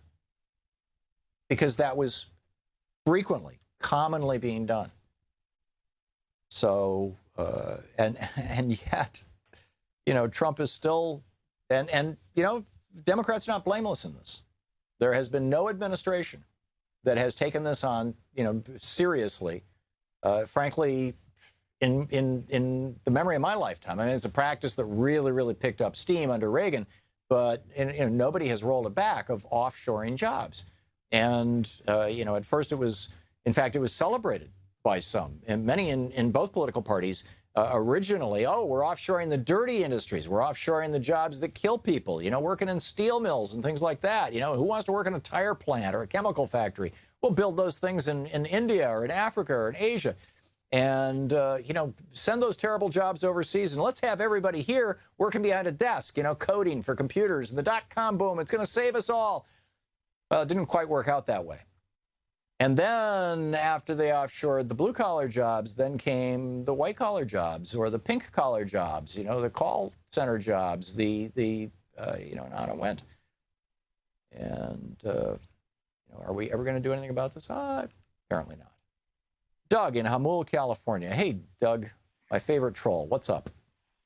Troll. Speaking of trolls in critical thinking, I've been banned from your Twitter. I've been banned from your Facebook. I've been banned from your message boards. So you'll be a great professor at UC Berkeley. So if I ever had a chance to speak at UC Berkeley, you'd probably ban me from UC Berkeley like Ann Coulter. So why do progressives do this? Why do progressives ban free speech? I don't think progressives are banning free speech, Doug. I think that there was a concern by the university about violence, but I'm not defending that. I think that Bernie Sanders spoke to this yesterday, and I think what he said was very clear. If somebody wants to speak, they should have the right to speak, however much you may like or dislike their speech. The question of whether a university is going to sponsor something like that is something that's entirely up to the university. Wouldn't you agree, Doug? Well, you got to agree that violence doesn't happen when liberals are speaking. There's no conservatives out there. Right, because liberals don't typically stoke grievance. To stop and barricade and fight the police, throw bombs, knife people in the back. Conservatives aren't doing it. That's your side. And I Doug, don't see hang on just a second here, Doug. Just a simple question. Doug, you do realize that since 9/11, the majority of terrorist incidents in the United States that have resulted in the death of people have been committed by right-wing conservatives. And I can't think of any that have been committed by left-wing liberals since the Weather Underground back in the 60s. Can you? Well, first, I doubt that statistic completely. I believe that's fake. I'm quoting the FBI. Now, the FBI is saying that Islamic terrorism is the #1 cause of terrorism. No, they're not. The FBI is saying that the #1 cause of death and destruction in the United States is right-wing terrorism. It's about Thom Hartmann taking a stand and telling your socialist thugs to behave themselves and let people speak. Well, absolutely. I do want my socialist thugs to behave themselves. And I think that's a fine thing. And that's my point, is that I think Ann Coulter should be allowed to speak, whether the university is sponsoring that or whether somebody else is sponsoring it and just simply renting university facilities makes it one of two completely different things. And frankly, I haven't read enough into the story to know. I think it's an independent group that simply rented a facility at the university. But, I think she should be allowed to speak. And if somebody wants to protest her speech, do it outside. Let her speak. That's just a simple free speech concept, is it not, Doug? Wait. If I hired you to speak at a Tea Party meeting, do you think that the Tea Party members would protest and you'd be threatened with violence, or would you be allowed to speak? What do you think would happen? I'm not sure. I've never tried it, but I can tell you that from speaking on the radio and on television that I do on a regular basis. And it's one of the reasons why I do ban trolls. I get everything from threats of physical violence to death threats, and so does any progressive in the media, and probably conservatives in the media do as well. Although the last radio personality that I can remember who was murdered because of their politics was Alan Berg, and he was a liberal, and he was murdered by a couple of right-wing skinheads. So, which causes all of us on the liberal side of the radio spectrum to be a little concerned. But on the other hand, that was 30 years ago.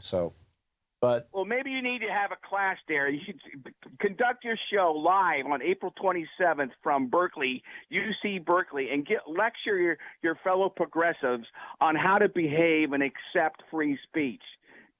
Well, I don't think progressives want to go here, Ann Coulter. I think if my sense of it is that just like with Milo, that Ann and Milo are basically, pushing a brand more than anything else. They're more than they're even pushing an ideology. They are trying to enrich themselves and profit off their brand. Nothing wrong with that. In fact, you could argue that I do the same thing. I write books, I do a radio show. I do make money doing this.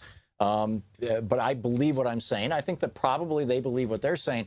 But in pushing their brand, one of the things that they found is that on the conservative side, on your side, Doug, the big thing is grievance. If you can become a victim, the big thing is being a victim. And if you can demonstrate that you are a victim of those liberals or of the system or of the government, then, your cachet goes up. You get more people like, Doug and Hamul calling in and defending you.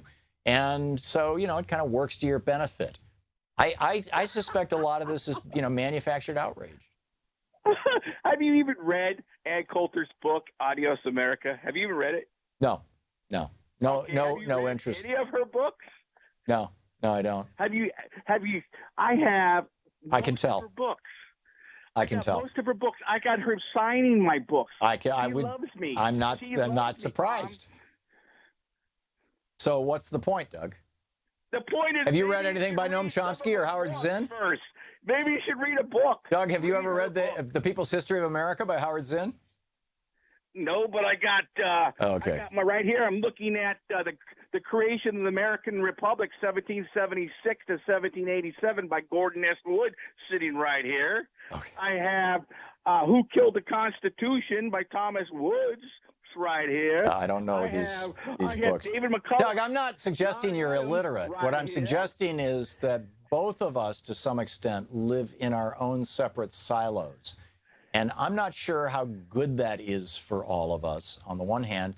On the other hand, as we've got, petro-billionaires infesting our politics and buying our politicians off, and a media that is, clearly biased in both directions, whether it's Fox or MSNBC, whatever you want to say. Media with clear bias that, frankly, I think, and this goes back to the argument about can Wikipedia pull this thing off with their news site? Wouldn't it be nice to get news that was just news? Well, yes. We'll start with progressives. They're the most subjective-minded journalists, so-called journalists out there. They don't know what objectivity means. They don't know what being, But Breitbart does. But Breitbart does not. I don't give them an example, but I would say Fox News is the most objective news outlet out there, and so does the American people. Okay. All right. Fox News is the most objective news outlet out there. Okay. Doug, thanks a lot. Great to hear from you. We'll be back. You're listening to Thom Hartmann. Visit ThomHartmann.com for audio and video archives. Somehow, I think for most people watching or listening, that conversation falls into the give them enough rope category. But we'll be right back.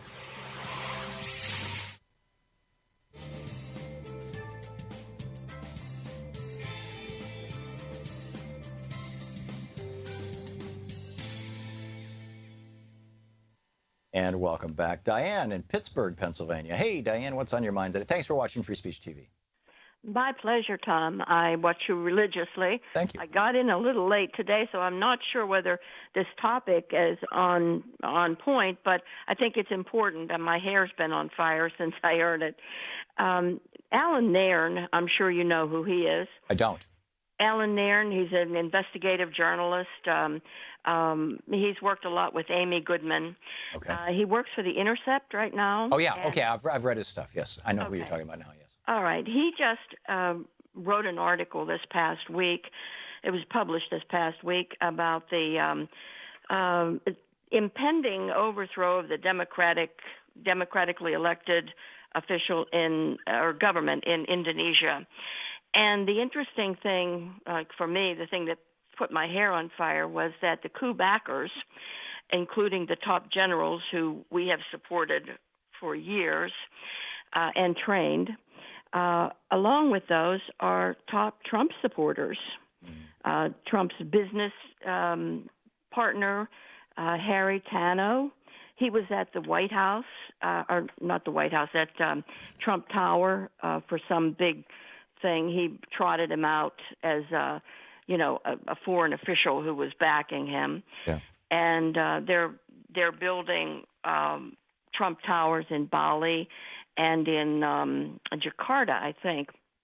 But anyway, they have the top generals, Trump backers, and the FPI, which is a group of street thugs, which are radical Islamic, are backing the overthrow of this democratically elected republic.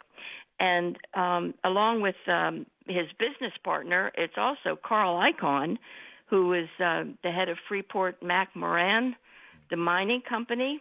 Right. They've got a big mining project over there. And also the lawyer for Carl Icahn was in attendance at this panel. They had a picture of this panel where they were pledging allegiance to ISIS.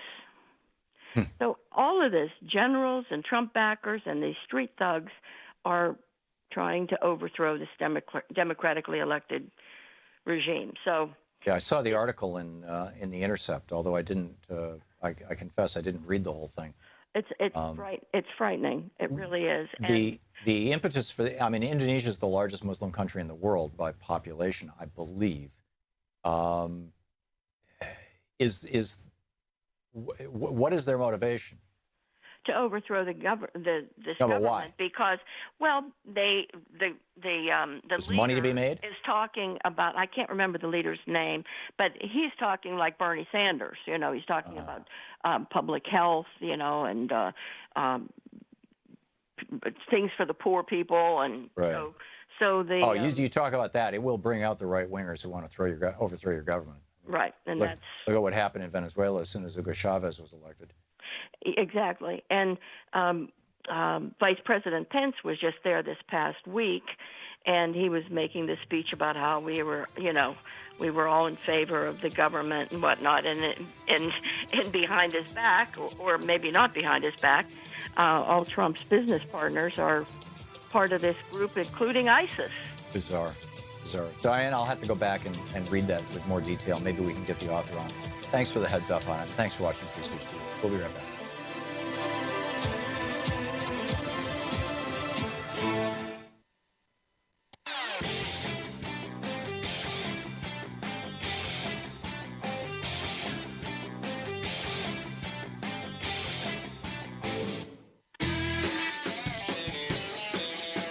Welcome back. Thom Hartmann here with you. And John, watching Free Speech TV in McKees Rocks, Pennsylvania. Hey, John, what's on your mind today?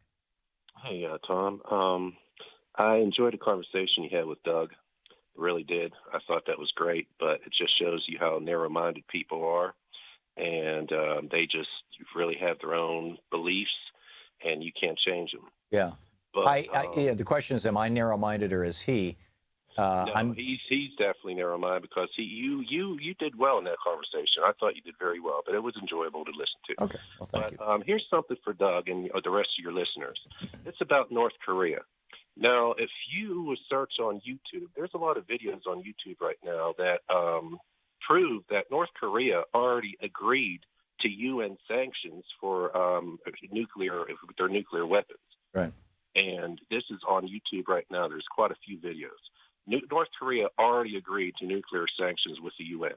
That's something that's not being told with the mainstream media. They negotiated that deal during the Clinton administration, and they stopped their nuclear program, and they brought in international inspectors, and that stood until George W. Bush gave his axis of evil speech, and then proceeded, naming North Korea, Iran, and Iraq, and then he proceeded, within less than a year later, to take down Iraq, to take down the government of Iraq. And at that point, both Iran and North Korea said, "Holy cow, we've got to have some deterrence here." And they started building nukes.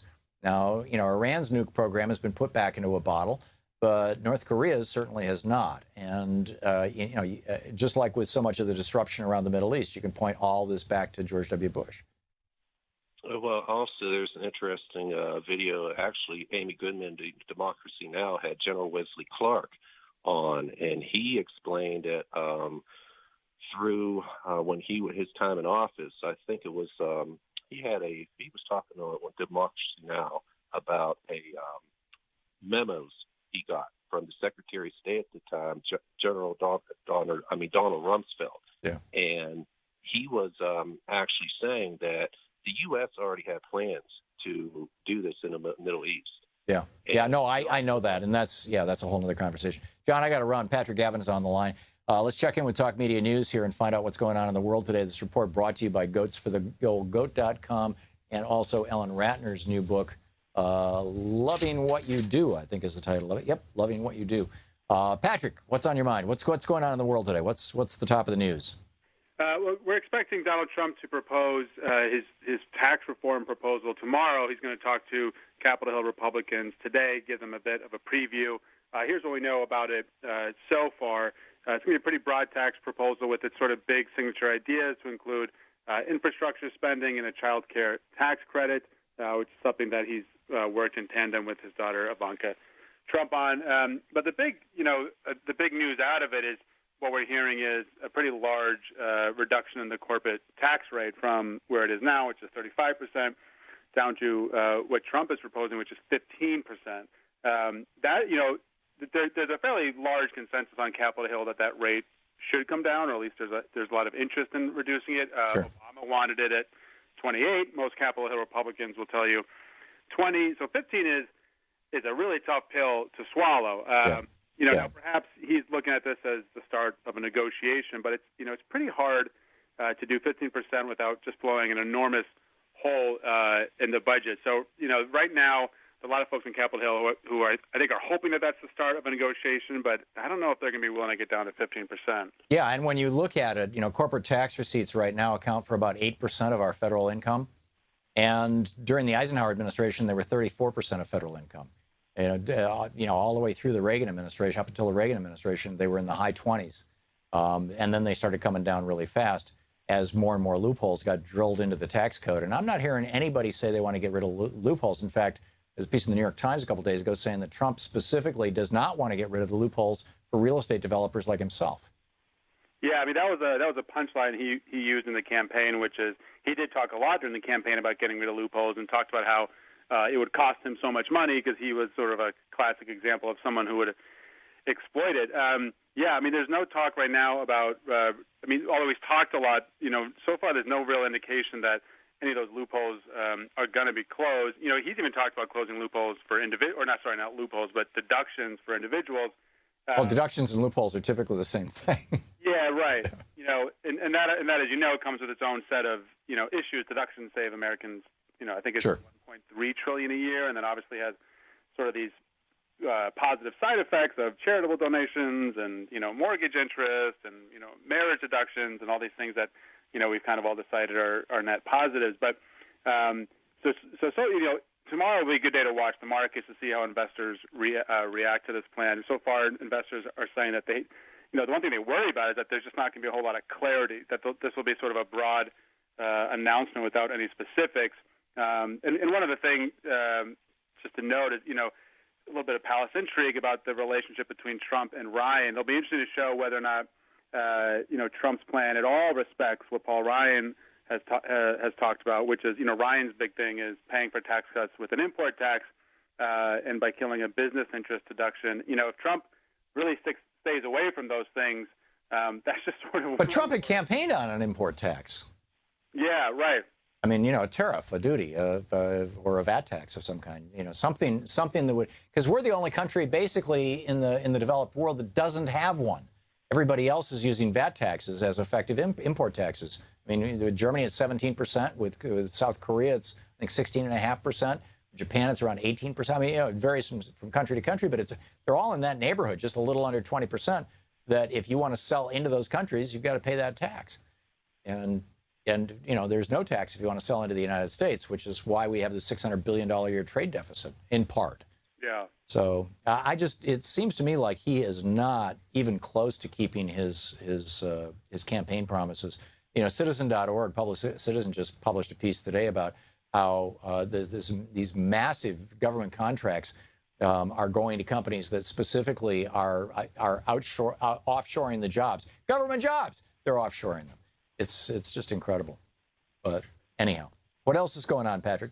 Well, on that theme of switching positions, we're hearing today now that Trump is not going to insist on a border wall in order to keep the federal government open. White House Counselor Kellyanne Conway telling Fox that, contrary to previous statements, that Trump will not insist that there's funding in there for that wall, and now saying that maybe we'll look into it in the fall. Trump kind of instantly took to Twitter saying, no, we're not giving this up. But this is kind of becoming the one issue he just wants to kick down the road a little. Well, and I think his supporters are going to they're not going to be upset about this. They're going to say he did his best and he couldn't do it. Don't you think? Yeah, and I also think too. I mean, he'll probably two things. One, and I think we mentioned this maybe yesterday. I mean, I think he really views that. I mean, I think he really wants this wall for his supporters. I don't think he could care. I mean, I think he could care less about it personally. I think that that he's doing it for his supporters. But the other thing, too, is that, you're right. I don't think his supporters will care whether or not it gets done or not. If he can just throw some money at border security, maybe boost some technology along the border, I don't know. Yeah, they'll do that. They'll definitely do that. Patrick Gavin with Talk Media News. Thank you, Patrick. Take care. We'll be back.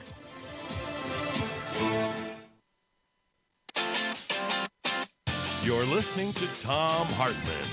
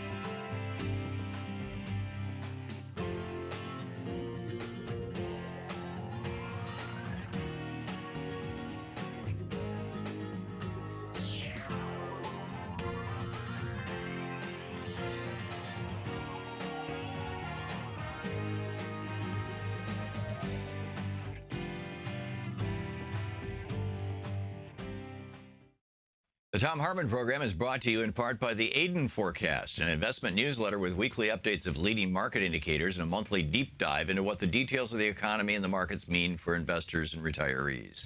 On the web at aidenmarkets.com. Wines have some of the highest pesticide levels in our food chain. This hour brought to you by ecowine.com. Pesticide-free wines, organic wines, imported from France by the Organic Wine Company, ecowine.com.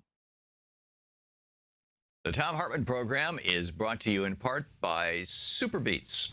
Super Beets are sourced from non-GMO beets, and they're packed with dietary nitrates, helping to produce nitric oxide for more energy, stamina, and support for healthy blood pressure levels naturally.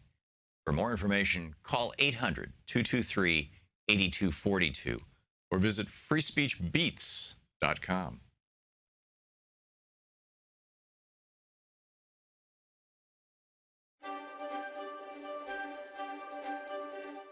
Welcome to the Thom Hartmann University Book Club. Our book today is Walking Your Blues Away, How to Heal the Mind and Create Emotional Well-Being.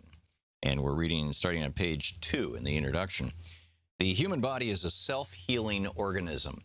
When you cut your finger, it heals. If you break your leg, it heals. Even if part of you is cut out in surgery, the surgeon's wound heals. We heal from bacterial and viral invasions, from injuries, from all variety of traumas. The mechanisms of healing are built into us. 5 million years of evolution or the grace of God or both have made our bodies automatic healing machines. So why wouldn't the same be true of our minds and our emotions? All of the traumas that we experience in life leave their wounds. If humankind hadn't had ways of healing from those emotional and psychological blows, over time society would have become progressively less functional. Instead, history shows us that people usually recover from even the most severe psychological wounds, often learning great lessons or gaining important insights in the recovery process. The famous Kauai, Hawaii longitudinal study of children raised in stressful, disadvantaged conditions, they were migrant farm workers, found that a higher percentage of the children grew up to be highly resilient than did a middle-class control group. The generation that survived the Great Depression and the Nazi Holocaust in Europe went on to create important social institutions, build nations, and offer comfort and hope to humankind. Elie Wiesel's experience specifically comes to mind, although he never would have wished on another the horrific experience of being in one of Hitler's death camps. Through his writing of that experience, he has given a particularly inspiring model of resilience and healing to the world. The reality is that although adversity breaks some people, it strengthens others. And when people heal from adversity, the old cliche of what doesn't kill you makes you stronger usually rings true. But just as with the production of scar tissue in the healing of a wound to the skin, a process involving millions of cells producing very specific compounds in response to the trauma in the tissue, there must be an inborn mechanism for healing the mind and the emotions. And just as healing from a cut can be speeded up by keeping the wound dry or it can be slowed down by letting the wound get wet or dirty and irritated. This emotional healing is also a process that can be either stimulated or thwarted by our interventions. In this book, I've identified a specific healing mechanism and process that nature has built into the human mind and body that enables us to process trauma in a way that is quick, functional, and permanent. Just like the skin's mechanism for forming scabs and scars and eventually even making the scars vanish, this mechanism is simple, fundamental, and elegant. In its simplest form, this mechanism involves rhythmic side-to-side stimulation of the body.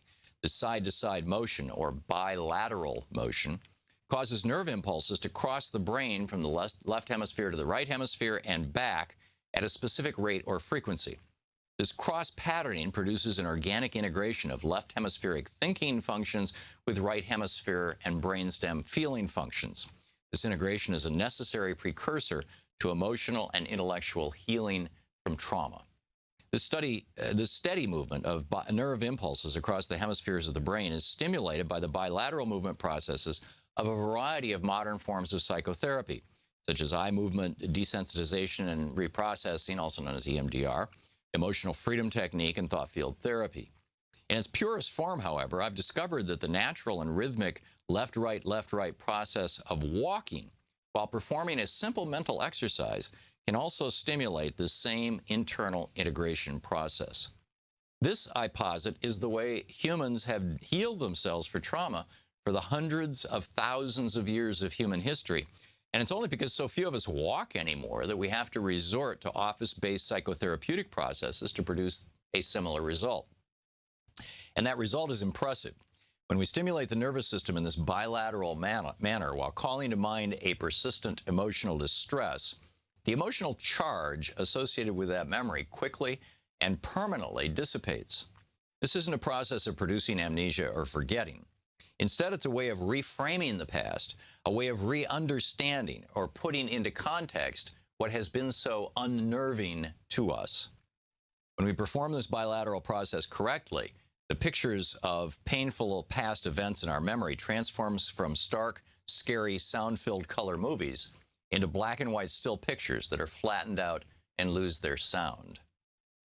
The internal dialogue we have about the events, the tagline that we tell ourselves, and actually hear in our own heads and in our own voices, changes, usually from something like, that was a painful experience that still scares me, or I was victimized in that relationship, to a more productive synopsis, such as, yes, that happened to me, but it's well in the past now, and I've learned some good lessons from the experience. I can now let go of it. Inciting the movement of nerve impulses across the brain's hemispheres helps people come to terms with their past. They stop being frightened by their imagined futures and feel comfortable and empowered in the present.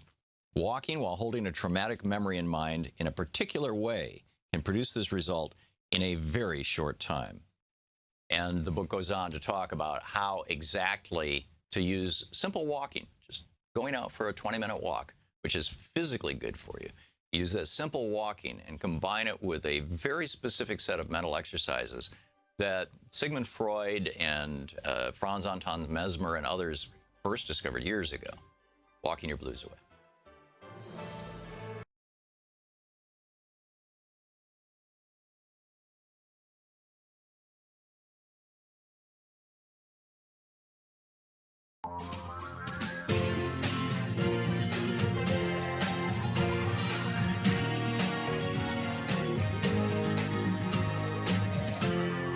This is the Thom Hartmann Program. Welcome back. Thom Hartmann here with you. And on the line with us, Dar Jamail, staff writer with Truth Out, author of several published books on the war in Iraq, the forthcoming The End of ICE. You can read his work at truthout.org. His Twitter handle is Dar Jamail, D-A-H-R-J-A-M-A-I-L. And Dar, is there a Dar Jamail website? Yes, Tom, thanks. It's simply darjamail.net. That was my recollection. Great. Thank you. You have a new book out about the end of ICE, title of Peter Wadham's used as well. I'm guessing this is about climate change? It is. It's about abrupt climate change. Actually, it's forthcoming. It will come out. It'll be published by the New Press probably the middle of 2018, and it is called The End of Ice, whereas Peter's book is called Farewell to Ice. Oh, you're right. You're right. It is Farewell to Ice. You're absolutely right. Thank you for that. So tell us about the Great Barrier Reef. You've been writing about this for Truth Out. I have. I was just there a couple of months ago. I went out on the reef, snorkeling it with experts as part of the research for my book. And even then, in the middle of February, it was already well into the second mass coral bleaching event in as many years. If we remember, the coral bleaching event last year killed 22% of the reef, and already this year, now 2/3 of the total reef, that's 2/3 of a 1,400-mile-long coral reef ecosystem is now, as we speak, undergoing a major bleaching event. So the reef is in very, very big trouble. I mean, to cut to the chase, I think, as well as several of the experts I've been talking to, is that we're basically witnessing the end of the Great Barrier Reef. And not just the Great Barrier Reef. I mean, this is happening all over the world. A couple of weeks ago, we took my wife Louise and I and two of our three kids and my brother and a couple of his kids. We took our every other year 1 week family vacation in Roatan, which is this island off the coast of Honduras that is famous for its diving because it's got all these coral reefs. And we went out over the reefs and they're all bleached out. I mean, not all of them, but you look at the pictures in the dive shops from 10, 15 years ago, and they're just exploding with color and life. And now, occasionally you'd see a bright piece of coral, but most of it was just grayed out. And, this is just a relatively obscure part of Central America. I'm guessing this is happening all over the planet. That's a fact, Tom, unfortunately. And what you saw perfectly describes everything that I saw at the Great Barrier Reef, as well as in Guam and in Palau and other places I've been going to research my book. And this is a very, very accurate description of how we're actually very far ahead of even what some people have thought have been more extreme scientific reports. Like, for example, in 2011, NOAA released a report that said without dramatic intervention, we could lose 100% of all coral reefs by 2050. Yet when I talk with the experts I'm talking with for my book, several of them think that report was far too conservative. Another example is within the last year, we had another scientific study came out that said by 2050, 98% of all coral reefs around the planet would be experiencing coral bleaching every year. And again, many of the experts I'm talking with said, no, 2017 is the new 2050 because that's what we're seeing right now. Yeah, and this is a double whammy, too, because not only are coral reefs, sources of life, they're alive themselves, but they're also, a habitat for life, which becomes less effective when they die. But also, they are major carbon sinks. They pull carbon out of the water, dissolved carbon out of the water, and use it to form the bodies. I mean, that's what the reef is made out of. And when they go from extracting carbon to dying and slowly dissolving that carbon back into the ocean, this is a major problem. Are you looking at the possible role of methane in rapid climate change? I have been writing about methane for quite a few years, just like you have, Tom, because we understand how critically important it is. I mean, this is a greenhouse gas that over a 20-year time scale is roughly 100 times more potent greenhouse gas than even is CO2 in the atmosphere. And we're already seeing large amounts of methane being released across the Arctic as the permafrost melts, specifically on land, but then also as now the Arctic Ocean is warming.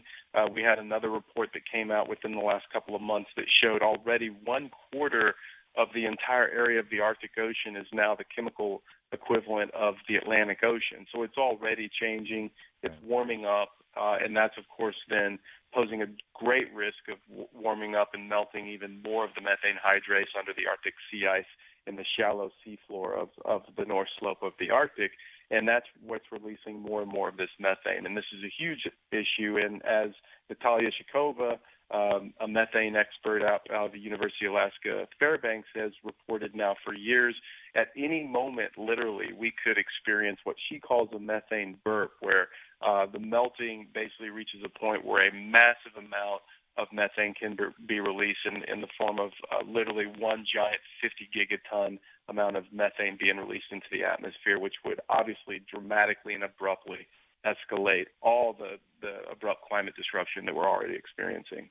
Yeah, it's a very dangerous thing. And I'm working on a documentary on this. In fact, I'll be in Svalbard, Norway next month for some filming on it. We just came back from Costa Rica where we were filming recarbonization in the soil. So I'm so glad you're still working on that. So that you are working on that, because we need a lot of voices and a lot of work on this. Dar, if we just have a couple minutes left, and you have done such great work and been on this program many times over the years on your work in Iraq, on your reporting from Iraq, and I'm curious what your thoughts are on the current state of affairs with regard to both Iraq and Afghanistan. It seems to me that this administration is completely rudderless, that Trump ran on non-interventionism. He doesn't know how to extract us from there, and he has no essential governing principle. Unlike at least the people who got us into the mess, George W. Bush, their theory was, well, it was this libertarian idea. If we just completely tear down the government, the free market will come in and fill the vacuum.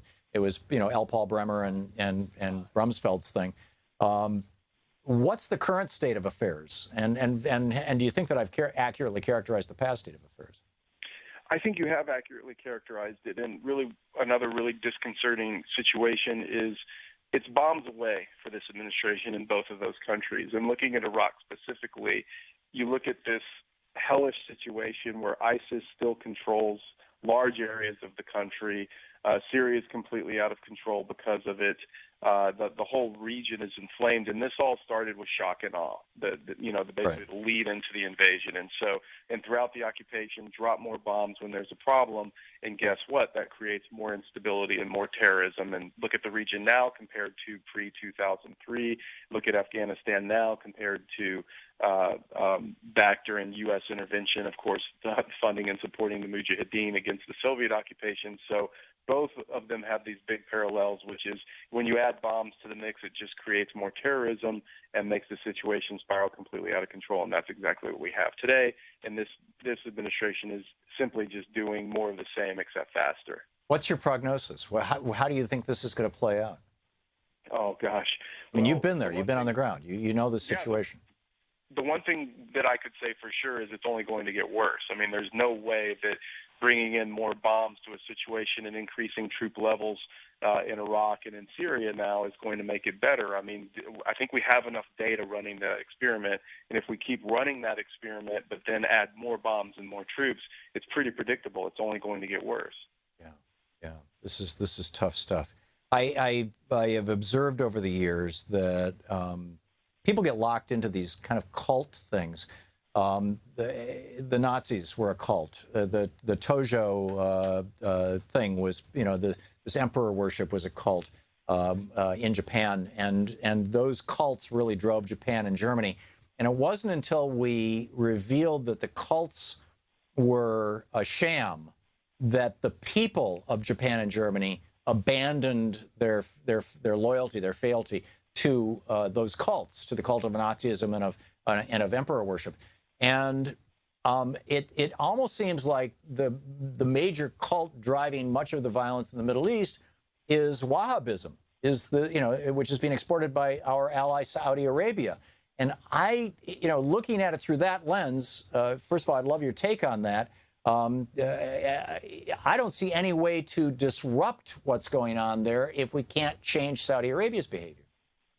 Well, that's exactly right. I mean, look at all the problems in the Middle East, and the two countries that are at least geographically located there that are at the root of the problems are, the Wahhabism with Saudi that you mentioned, which is also supported by a lot of the Gulf countries like Qatar and others like this.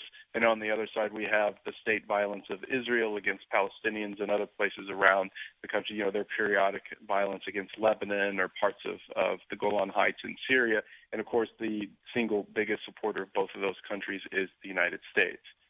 So what do we do? Well, for starters, the most obvious thing to do on paper is immediately cease all that support and start pushing the UN to hold those countries responsible for the war crimes that they're directly involved in, Saudi and Yemen and other places around the Middle East, and Israel for the other areas that I mentioned as well. And then, of course, volunteering up the own, U.S. government for the war crimes that this administration is already directly involved in, as well as those of the successive presidential administrations before this one. When Trump threw those Tomahawk missiles into Syria, that was my understanding is that was the first time that we actually directly attacked the Syrian government. Up until that point, we had been playing the enemy of my enemy is my friend sort of thing with Syria. In other words, we had been going after ISIS. Bashar al-Assad had been going after ISIS. Now we're going after Assad. Shouldn't that require a declaration of war? Well, exactly, Tom. But, this country, just like with Iraq, doesn't like to declare war because then that opens it up for the things that I just discussed happening. Right. That's when accountability and things like this can be. Exactly. Yeah. So we've got this mess. It's remarkable. Darj Jamil, a staff writer with Truth Out, author of several published books on the war in Iraq and the forthcoming The End of ICE. Is that available for pre-order anywhere, Dar? Not yet, Tom, but okay. Thank you. Okay, truthout.org is the website. You can tweet him at Dar Jamil, DAHRJAMAIL, or at Truthout. Dar, thanks so much for being with us today. Thank you, Tom. It's always great talking to you. We'll be right back.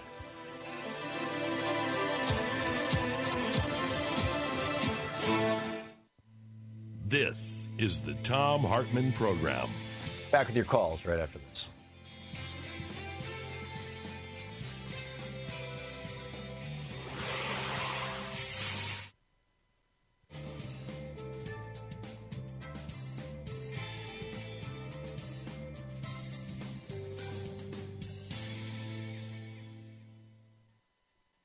Welcome back. Let's see here. Marty in Evergreen Park, Illinois. Hey, Marty. What's on your mind there? Hey, thank you for taking my call. I just had a comment regarding the previous caller, Greg, who was talking about the conservatives being the quote-unquote adults in the ring. Oh, you mean Doug and Hamul? No. Before him, the person that was talking about the conservatives and and how liberals are. Our guest Neil? They don't know how to behave at rallies. No, the previous caller, Greg, oh, okay. I believe, a few callers back. Yeah. But anyway, I was going to say, the women's rally march that happened was, I surmise, probably one of the largest, most peaceful, majority left-wing, protests that has ever occurred. And I've seen, tons of Periscope videos live where people were getting physically ejected out of Donald Trump rallies. So I don't think it's fair to say that, the liberals are the ones that can behave themselves in those That's an excellent point. I wish I had thought of it when I was debating what's his name. Yeah, exactly. But I mean, I watched videos live of Trump rallies just because I wanted to hear what they were saying. And the media, they would cover bits and pieces, but I wanted to see the whole thing. And I saw people getting ejected out just for having a difference of opinion, But what I wanted to call about was we were talking about how Wikipedia, might be aggregating news sources and, crowdsourcing, news articles and whatnot. And I think that if anybody was going to do it, I think that they're the most well equipped to provide that kind of, non-biased, opinions on news articles, because you have so many people that can contribute to it. And, like Wikipedia itself, anytime that there's any kind of a biased opinion put up, there's other people there to refute it, and edits get made. And eventually you have, what people, generally are convinced of are the facts, Yeah. So I think that if anybody was going to do it, I think that they would be the entity to do it. Yeah, I don't disagree. I mean, I'm looking forward to seeing the product that they come out with, and I'm looking forward to learning about the systems that they are going to have to put into place to prevent it from being corrupted. But Jimmy Wales did a great thing with Wikipedia, and this is another noble experiment. We'll see where it goes. Thanks for the call, Marty. Merle in Redford, Michigan. Hey, Merle, what's up? Hey, Brother Tom. I wanted to get back on that credit card deal. Yeah. With the overseas call centers and all that. Yeah. something else that goes on. Every time I place an order from a store that I don't normally shop at, like Macy's or whatever, Macy's is a good example. I just did that last week. I'll set up a separate email account, just a PS account. It's a pain in the butt keeping track of all that stuff with passwords, but I'll set it up. And without fail, within 12 hours, I'll get about 10 to 12 spam emails. Right, because they're selling your information. You know how I've dealt with that is instead, they ask for your first name and last name. And so if I was on the Macy's site, my first name would be Tom Macy's, Thommaccys. Or if I was on Filene's, it would be Tom Filene's or whatever. And so I create first names for myself. And then I start getting the email from hey, Tom Macy's, we've got a special on running shoes this week over here at Nike. Or, whoever they sold my name to, so I can keep track of who they're selling my name to. But you're right, Merle. It's crazy making. Thanks a lot for the call, and good on you for keeping track of these guys. We'll be right back. It's coming up on 23 minutes past the hour.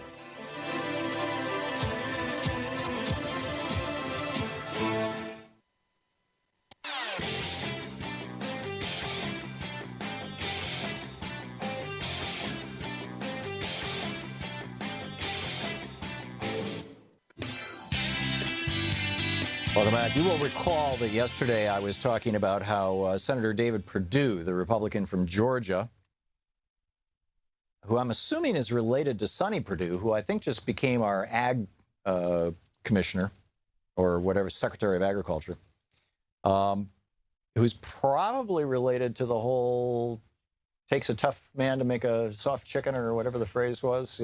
He died, Grandpa Perdue. I don't know if they're... I'm just speculating. I used to live in Georgia, but I never got...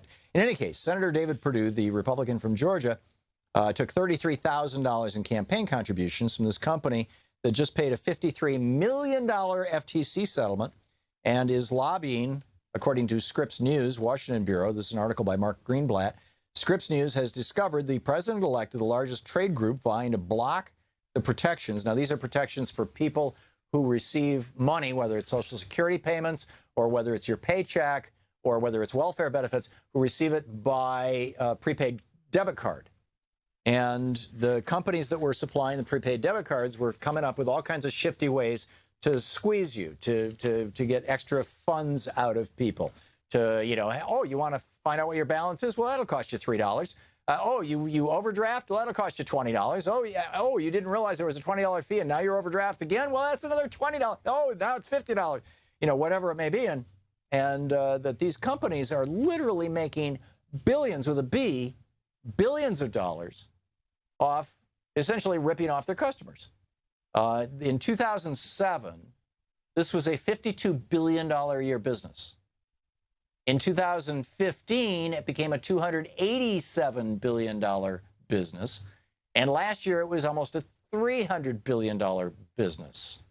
Just the money being loaded onto these prepaid debit cards.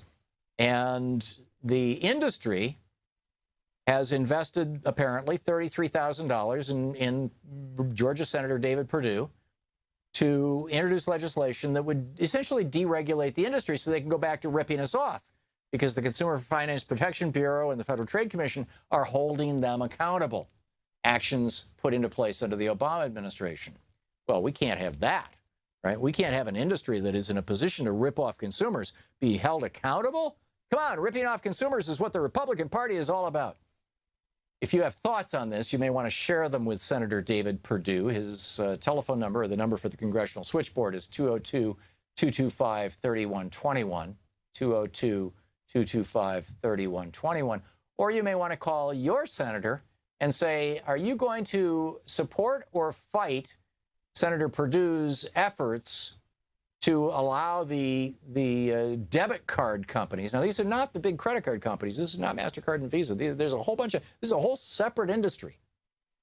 $300 billion last year industry.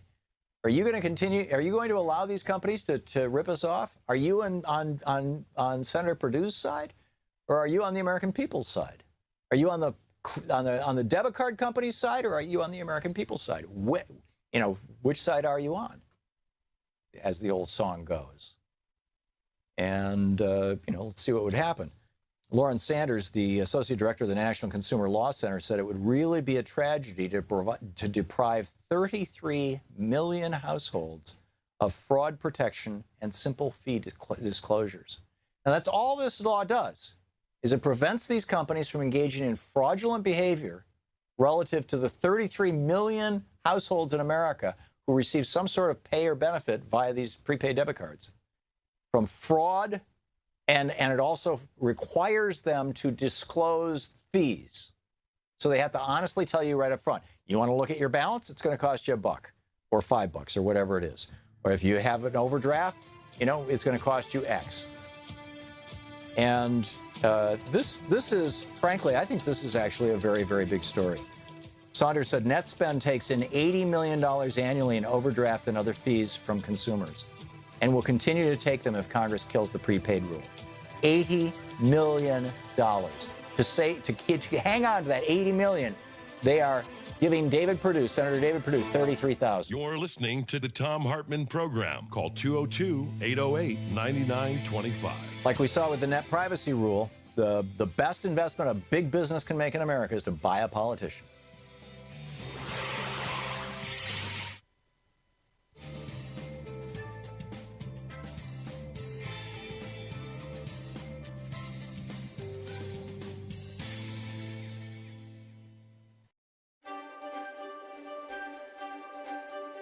Hi, for the Thom Hartmann University Book Club today, we're reading from The Crash of 2016, which might happen in early 2017. We'll see, but it's coming. This is from Chapter 5. Chapter 5 is titled Reagan Kidnapped the Jetsons. In a 1966 article, Time magazine looked toward the future and what the rise of automation would mean for average working Americans. It concluded, quote, by 2000, the machines will be producing so much that everyone in the U.S. will, in effect, be independently wealthy. With government benefits, even non-working families will have, by one estimate, an annual income of $30,000 to $40,000. How to use leisure meaningfully will be a major problem. End of quote. And that was $30,000 to $40,000 in 1966 dollars, which would roughly be $199,000 to $260,000 in 2010 dollars. Ask anybody who was a teenager or older in the 1960s. This was a big sales pitch for automation and the coming computer age. There was even a cartoon show about it, The Jetsons. And everybody looked forward to the day when increased productivity from robots, computers, and automation would translate into fewer hours worked or more pay or both for every American worker. And there was good logic behind the idea. The premise was simple. With better technology, companies would become more efficient. They'd be able to make more things in less time. Revenues would skyrocket, and Americans would bring home higher and higher paychecks, all the while working fewer and fewer hours. So by the year 2000, according to Time magazine in 1966, we would enter what was then referred to as the Leisure Society. Futurists speculated that the biggest problem facing America in that Jetsons future of the year 2000 would be just how the heck everyone would use all their extra leisure time. And of course, there were also those who worried about what kind of degeneracy would emerge when a nation has lots of money and free time on its hands. Neither happened, and it didn't happen because Ronald Reagan stole the Leisure Society from us and handed it over to the economic royalists.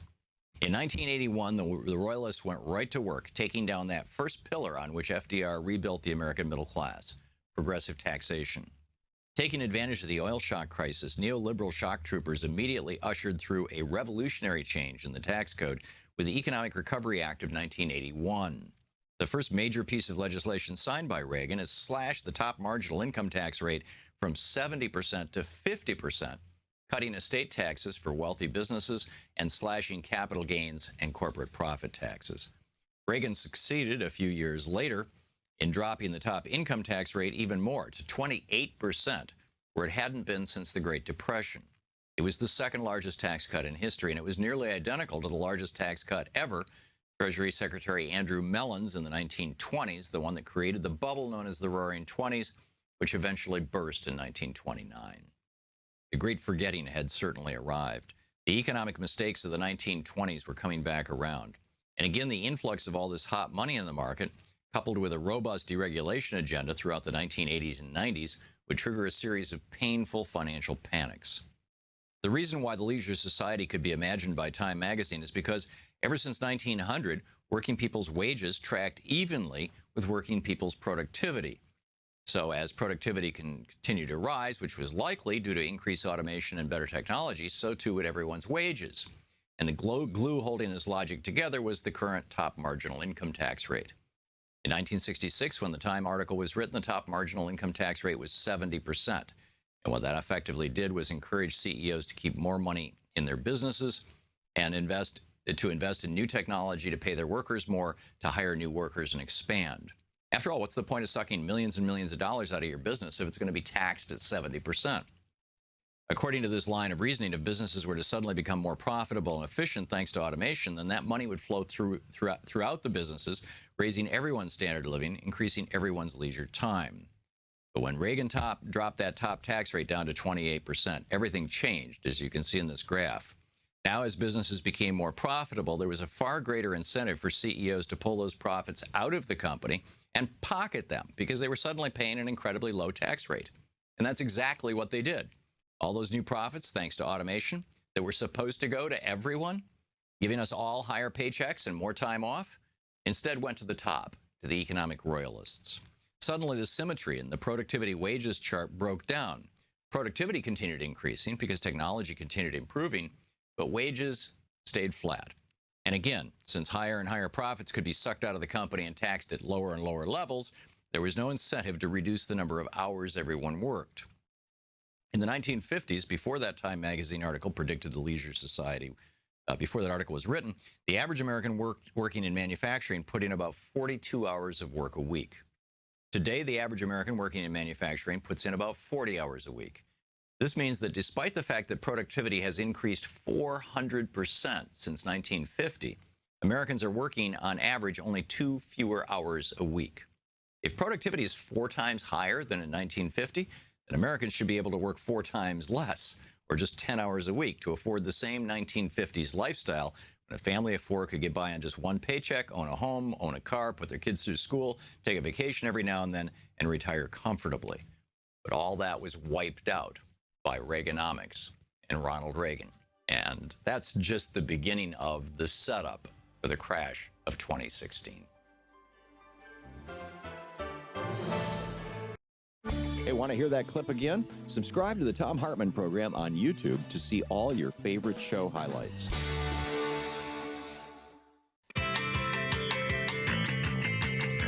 Welcome back. Thom Hartmann here with you. Checking out Spicy here. He's, we're doing all kinds of great stuff in our first 100 days. You know, the whole 100 days thing goes back to FDR. It was, the massive amount of legislation that he passed, and because we were in the Republican Great Depression. And by the way, it was referred to in the newspapers as the Republican Great Depression for, at least a decade. And then it kind of became the Great Depression, but everybody understood it was the Republican Great Depression. Oh, is it going to happen again? Who knows? I think so. I'm very concerned about that. But in any case, here's all this cool stuff we're doing. Right. Ray in McHenry, Illinois. Hey, Ray. Thanks for listening to WCPT. What's up? Yeah, hi, Tom. I just wanted to inform any listeners who haven't heard this that Trump's he issued an executive order to have the Department of Interior look at all the past designations of national monuments with the intention of undoing some of the designations or decreasing the size of those designations, which is just part of what I've called you many times about how this election is really about a big assault on the public lands.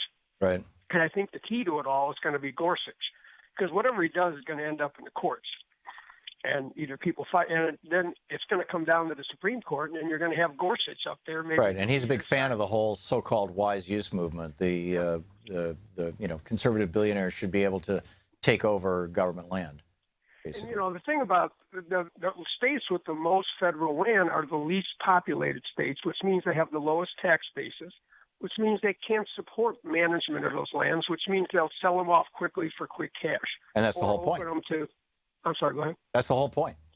Yeah, I know. And the point is, this is going to be the biggest transfer of wealth in the history of the United States. It's just going to public land. Ultimately, land is a source of wealth with natural resources, and it's going to be the biggest transfer of wealth we've ever seen in our country's history. And it's going to be done, and because it's done by the courts, probably, I don't know that we're going to be able to do anything to undo it. Yeah, I don't disagree with you, Ray. And this is the awful stuff that comes along with the consequences of this kind of an election. And I don't see. The thing is, I've spent so much time out west, and I don't think people outside of states like Utah, Wyoming, and Montana, Idaho, and Nevada, I don't think people really understand what kind of threat there's always been and continues to be.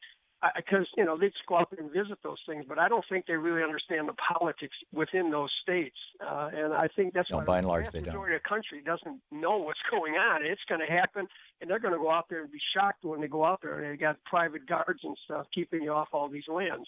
Yeah, I agree. It's a serious issue. Ray, thanks for the call and thanks for bringing that up. Sean in Santa Barbara, California. Hey, Sean, what's up? Hey, Tom, thanks for taking my call, man. Love the show. First-time caller. Love it. You just are a wife of with. I appreciate it. Hey, I was watching Democracy Now! With Amy Goodman this morning, and they had an interesting segment. It's about there's a former Bernie Sanders staffer has linked up with Dr. Cornel West, and they're starting a grassroots campaign for a new progressive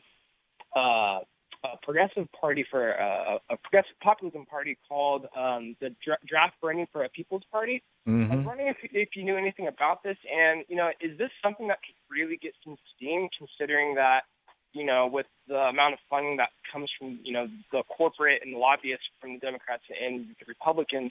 Is this a party that with grassroots campaigning, can it get up and going, and can it be something that is significant?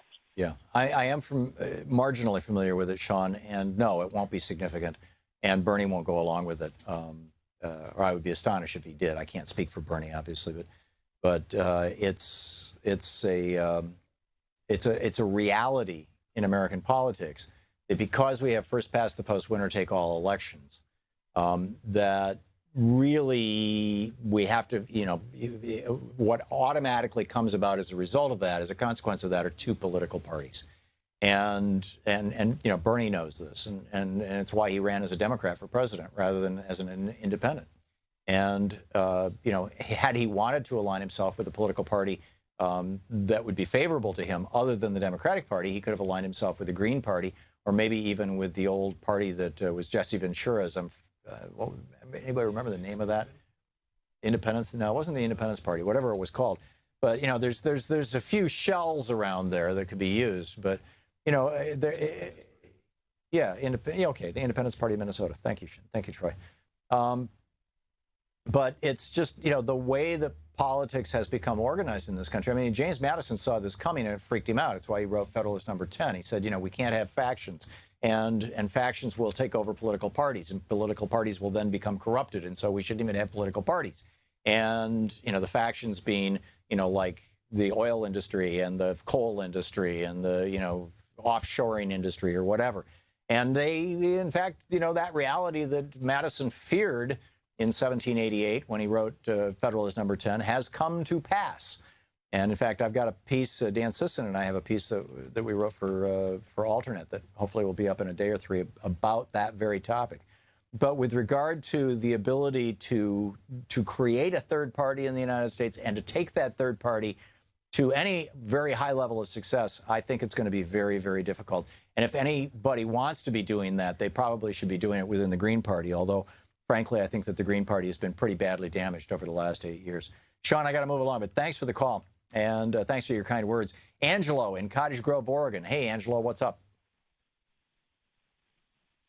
Angelo? Okay, let's try Joe in Somerset, California. Hey, Joe, what's on your mind today? Joe? Well, no Joe. Let's try Bill in Raymore, Missouri. Bill? Hey, Tom. I'm also a first-time caller. I love the show, man. Thank you, Bill. Appreciate it. I'm actually a 23-year call center employee for one of the largest telecommunication companies in the world. And I started there back in 1994. There was about 3,000 good union-paying call center jobs in this call center. Now, as of right now, it's down to under 200, and most of those jobs have been outsourced. I know there's been a Senate bill introduced, 515, because my Senator Claire McCaskill is co-sponsoring it. It's called the U.S. Call Center and Consumer Protection Act of 2017. And what it will do is it will actually require a business agent in another country to disclose their location and actually also transfer to a representative in the United States if the customer chooses that. And the final thing it does is it actually will eliminate some of these tax breaks that they're getting because they're outsourcing this work. That's great. That's great. I'm fully supportive of that. And, you know, we should have been doing this kind of stuff from the get-go. I mean, this is remarkable. Bill, thanks for the call. Thanks for sharing that with us. And that reminds me, by the way, did you hear this in the news? This, I got this press release. Actually, this is a follow-up from one I got on Monday, that the Congressional Progressive Caucus, Congressman Scott, Senator Sanders, Senator Murray, are announcing the Raise the Wage Act at a press event. Representative Bobby Scott from Virginia, Democrat. This will be tomorrow morning, Wednesday morning, and to raise the federal minimum wage to $15 an hour. It'll be Keith Ellison, Raul Grijalva, Mark Pocan, Bernie Sanders, Patty Murray, Bobby Scott, and other members tomorrow morning at 9:30. Keep an eye out, right? Watch the news and see if it gets any coverage whatsoever. I'm betting zero, because it's progressives. If it had been conservatives saying, oh, hey, we hate some new tax, the media would be all over it. Patty in Harstine Island, Washington. Hey, Patty, what's up? Hi, good afternoon, Tom. Well, speaking of the media, I don't have TV here, but I'm subjected to it when I go into town. And I've just about had enough of Fox, and so it's caused me to revert to song. So here you go. Faux news, give me some answers true. Oh, you're not real, so I can't trust in you. You seem to twist the topics to line some rich men's pockets. I know you don't care, but please let me share. I wish you were just off the air. Your song for Fox News. That's a good one, Patty. You're very good. That's great. Thanks for the call. Thanks for the song, and thanks for listening to KBCS. We will be back in just a few minutes, in just a moment. There is so much in the news right now. It's just amazing, and so much of it is not being covered. I mean, what's actually going on, like with these prepaid credit cards. Stick around. You're listening to Thom Hartmann. Visit thomhartmann.com for audio and video archives. Back with your calls right after this.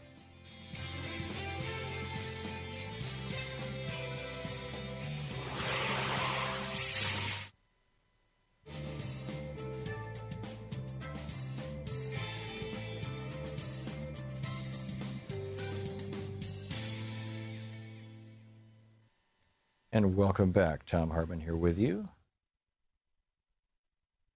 And let's see here. Lee, watching Free Speech TV in New Orleans, Louisiana. Hey, Lee, what's on your mind today? Hey, how you doing, Tom? Good. First, I wanted to thank you for the lunch that I had in D.C. last year, and recommend everybody else that they should really consider doing the campaign for raising money. Oh, that's great. It was great meeting you, Lee. In fact, I'm having lunch with 4 people this afternoon. They're here right now. Okay, fantastic. What I wanted to ask you is if you know anything about this book called Freedom by Jeffrey Griffin from Australia. I do not. Okay, earlier in 2016, there was a full-page ad in the New York Times book review section, advertising this book. And the ad stated the book that will save the world, which, when you hear that kind of stuff, you should grab your guns, I think. But or your wallet. Because it had a cultish feeling to it. But anyway, they were also giving, you could download the book for free, and there's a whole lot of stuff that was connected with it. I read it. It's about an 800-page book. Whoa. 800 some pages. And I think you might want to just Google at some point or go on Amazon or whatnot and read some of the reviews about it. But he has some interesting ideas, I do believe, in terms of one of his things is he feels that what made humans human was the nurturing, the long period of nurturing that that we provided, and that one of the things that's happening now is that we're not nurturing our children the way human children need to be nurtured. Mm-hmm. So he has some interesting things, but he also has, which really kind of made me get almost not want to finish the book. He has a whole thing about left-right politics. He says that the left has the best ideas in terms of where humans should be going, selflessness, all of that kind of stuff, but that the right has the correct approach to how we should get there. Which is what? Freedom, being, and again, in the United States, I don't know, maybe in Australia it's a whole different story, but in the United States, the right is not really the advocate of freedom. No, the right in the United States is representative of billionaires, basically. Yeah, and this is what. Full stop. But it's interesting. I'd be interested in your take on it. But and he's started a whole movement. It's called the World Transformation Movement. They have people setting up groups all over the world at this point. And it's interesting. I think it's an interesting movement. At first I felt it had a cultish feeling to it, but then as I've been reading their stuff and going on their website and whatnot, I don't think that's it. Yeah. But anyway, I don't know. I'm a little confused about it at this point, and I'd like to get some reaction. The book can be gotten for free, so mean, they're not really making that much making money on it. I mean, they're into pushing the ideas. Right, but 800 pages. I mean, that's formidable. That's like the books that Lamar and I wrote on the JFK assassination. They're like 800 pages. Just reading it once. That's a half a year project. Lee, I'll keep an eye out. Thanks a lot for the heads up and great to hear from you again. We'll be back coming up on 10 minutes. Well, about 12 minutes before the hour. Stick around.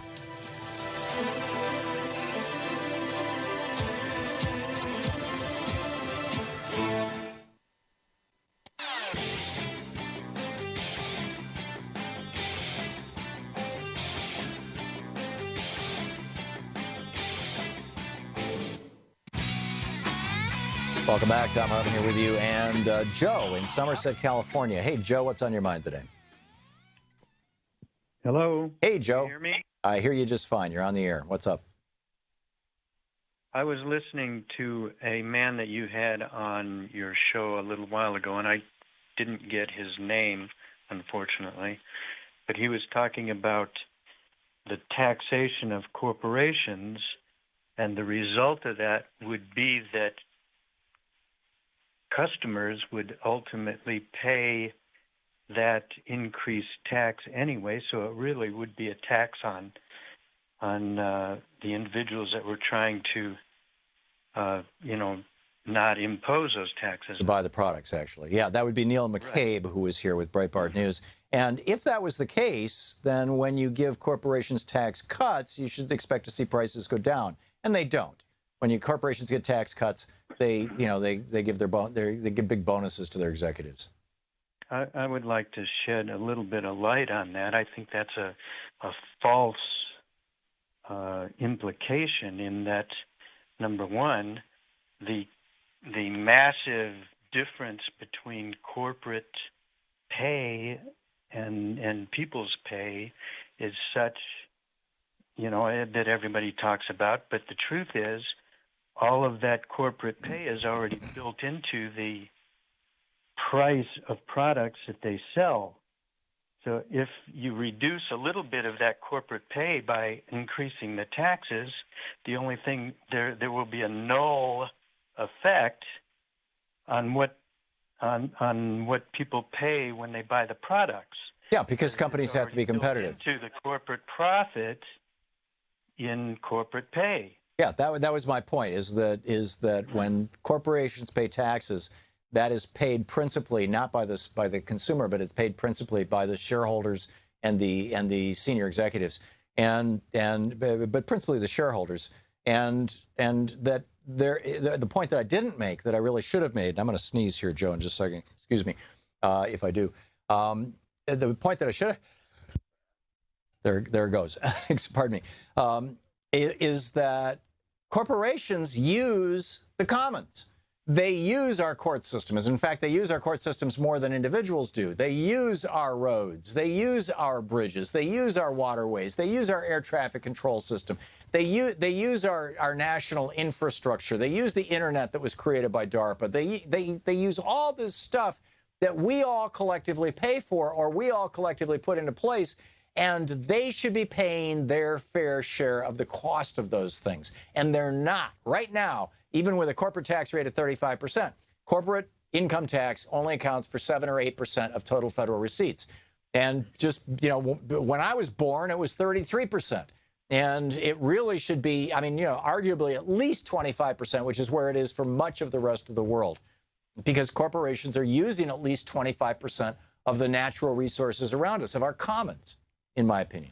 Make sense, Joe? My point is that it's a spurious argument that prices will necessarily go up as a result of corporate individuals or corporate CEOs and corporate taxes being increased. Yeah, I agree, because they're in competitive environments. They have to compete with each other.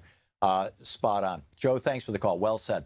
Lydia in Sevierville, Tennessee. Hey, Lydia. The Great Smoky Mountains. Uh-huh. Great. Last week on the local news, TVA announced no coal. No to the coal. And so they're not going to use coal to run their... I'm listening, Lydia. Okay, they're not going to use coal for the plant. You know, that's TVA's our big electric company. Right, the Tennessee Valley Authority, right? Right. Yeah. And I also wanted to ask you, do you think it would have made any difference if there was a draft in place with the millennials getting out to vote? I do. I think that having been of draft age at one point in my life when a draft was going on and we were at war, it tends to make you very politically active and very politically conscious very quickly. So, you know, I'm with Charlie Rangel. We should have a draft in the United States. Yeah, I agree. I think so, too. Yeah. All right, thank you. Okay, thanks a lot, Lydia. Good to hear from you. James in Bellevue, Washington. Hey, James, what's on your mind today? James? There's a James in Tacoma. Yeah. Oh, I'm sorry. Hey, James, what's on your mind? Hey, Tom. Let's go back to you and Neil, where Neil stepped on you about repatriating money, and Mitt Romney's idea about his point of repatriating monies that they had gotten from We the People. They wanted us to pay them to repatriate, but you don't have time now. But anyway, enjoy your meal with your friends, and thank you for you and yours. Okay. Thank you, James. Yeah, the repatriation is really kind of a different issue from the tax rate, because what they're saying, you know, there's several $100 billion, maybe as much as $1 trillion, parked offshore, owned by American corporations, that was mostly made by selling things to Americans. And they would like to bring that money back to the United States so they can distribute it to their shareholders or buy back their stock or do whatever they're going to do with it. And in fact, the last time they did this, which I think was under Bush, there were all these massive stock buybacks, which jacked up the price of people's stocks, which increased massively executive compensation, but did nothing for the rest of the economy. And they're saying, hey, just give us a 5% tax rate and we'll bring the money back. Anyhow, Tom in Joshua Tree, California. Hey, Tom, what's on your mind today? Hi, Tom. Pleasure to talk with you today. Yeah, you know, I had the great pleasure of watching a program on television that, after doing a little research, I realized had been around since 2015. And I was surprised at how important I thought this film was, called Racing Extinction. Yeah. And I just was curious as your take on why it's so difficult to get mass media to support these types of films when it seems the message is so critical. Because mass media is driven by profit, and there's not a lot of profit in telling people that the big multi-$100 million a year advertisers to the networks are killing the planet. Well, it seems like a counterproductive attitude, given the idea that they need these customers into the long term. Well, and they need their companies into the long term. Yeah, it's but you know, and the existence within the country and all that kind of stuff. But that's Go ahead. My view is that they need to readjust their business model. It seems to me that there's a tremendous opportunity in being able to meet these challenges as an economic opportunity in reversing some of the things that we're doing. Oh, absolutely. And this was a big point that was made repeatedly throughout the Obama administration. It's just that the Republicans obstructed every effort to do it outside of executive orders. And unfortunately, so much of it was done through executive orders. So Donald Trump is just sitting here going bang, bang, bang, bang, bang, reverse that one, reverse that one, reverse that one. But, including, these federal wildlife designations or monument designations like the giant coral reefs in Australia that was one of the last things Obama did. And, Trump is going to, I'd bet dollars to donuts, he's going to repeal that one, too. So, yeah, Racing to Extinction is a great movie. Exact issue here in Joshua Tree on account of the Sandstone National Monument. And and all of those that were just designated. We have the Cadiz water issue that's being reversed currently by the federal BLM. Yeah, important stuff. Underground aquifers to be. Tom, I'm out of time. I'm sorry, but thanks a lot for the call. I'm spot on. Spot on. Thanks so much for being with us today. We will be back tomorrow. Lord willing, and the creek don't rise. And in the meantime, don't forget, democracy is not a spectator sport. It requires all of us. That includes you. Get out there, get active, tag, you're it. We'll see you tomorrow.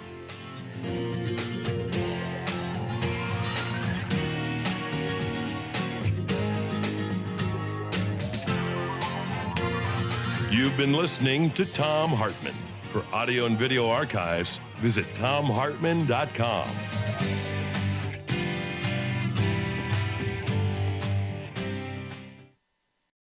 The Thom Hartmann Program is brought to you in part by the Aiden Forecast, an investment newsletter with weekly updates of leading market indicators and a monthly deep dive into what the details of the economy and the markets mean for investors and retirees. On the web at aidenmarkets.com. Wines have some of the highest pesticide levels in our food chain. This hour brought to you by ecowine.com. Pesticide-free wines, organic wines, imported from France by the Organic Wine Company, ecowine.com. The Thom Hartmann Program is brought to you in part by Super Beets. Super Beets are sourced from non-GMO beets, and they're packed with dietary nitrates, helping to produce nitric oxide for more energy, stamina, and support for healthy blood pressure levels naturally. For more information, call 800-223-8242 or visit freespeechbeets.com.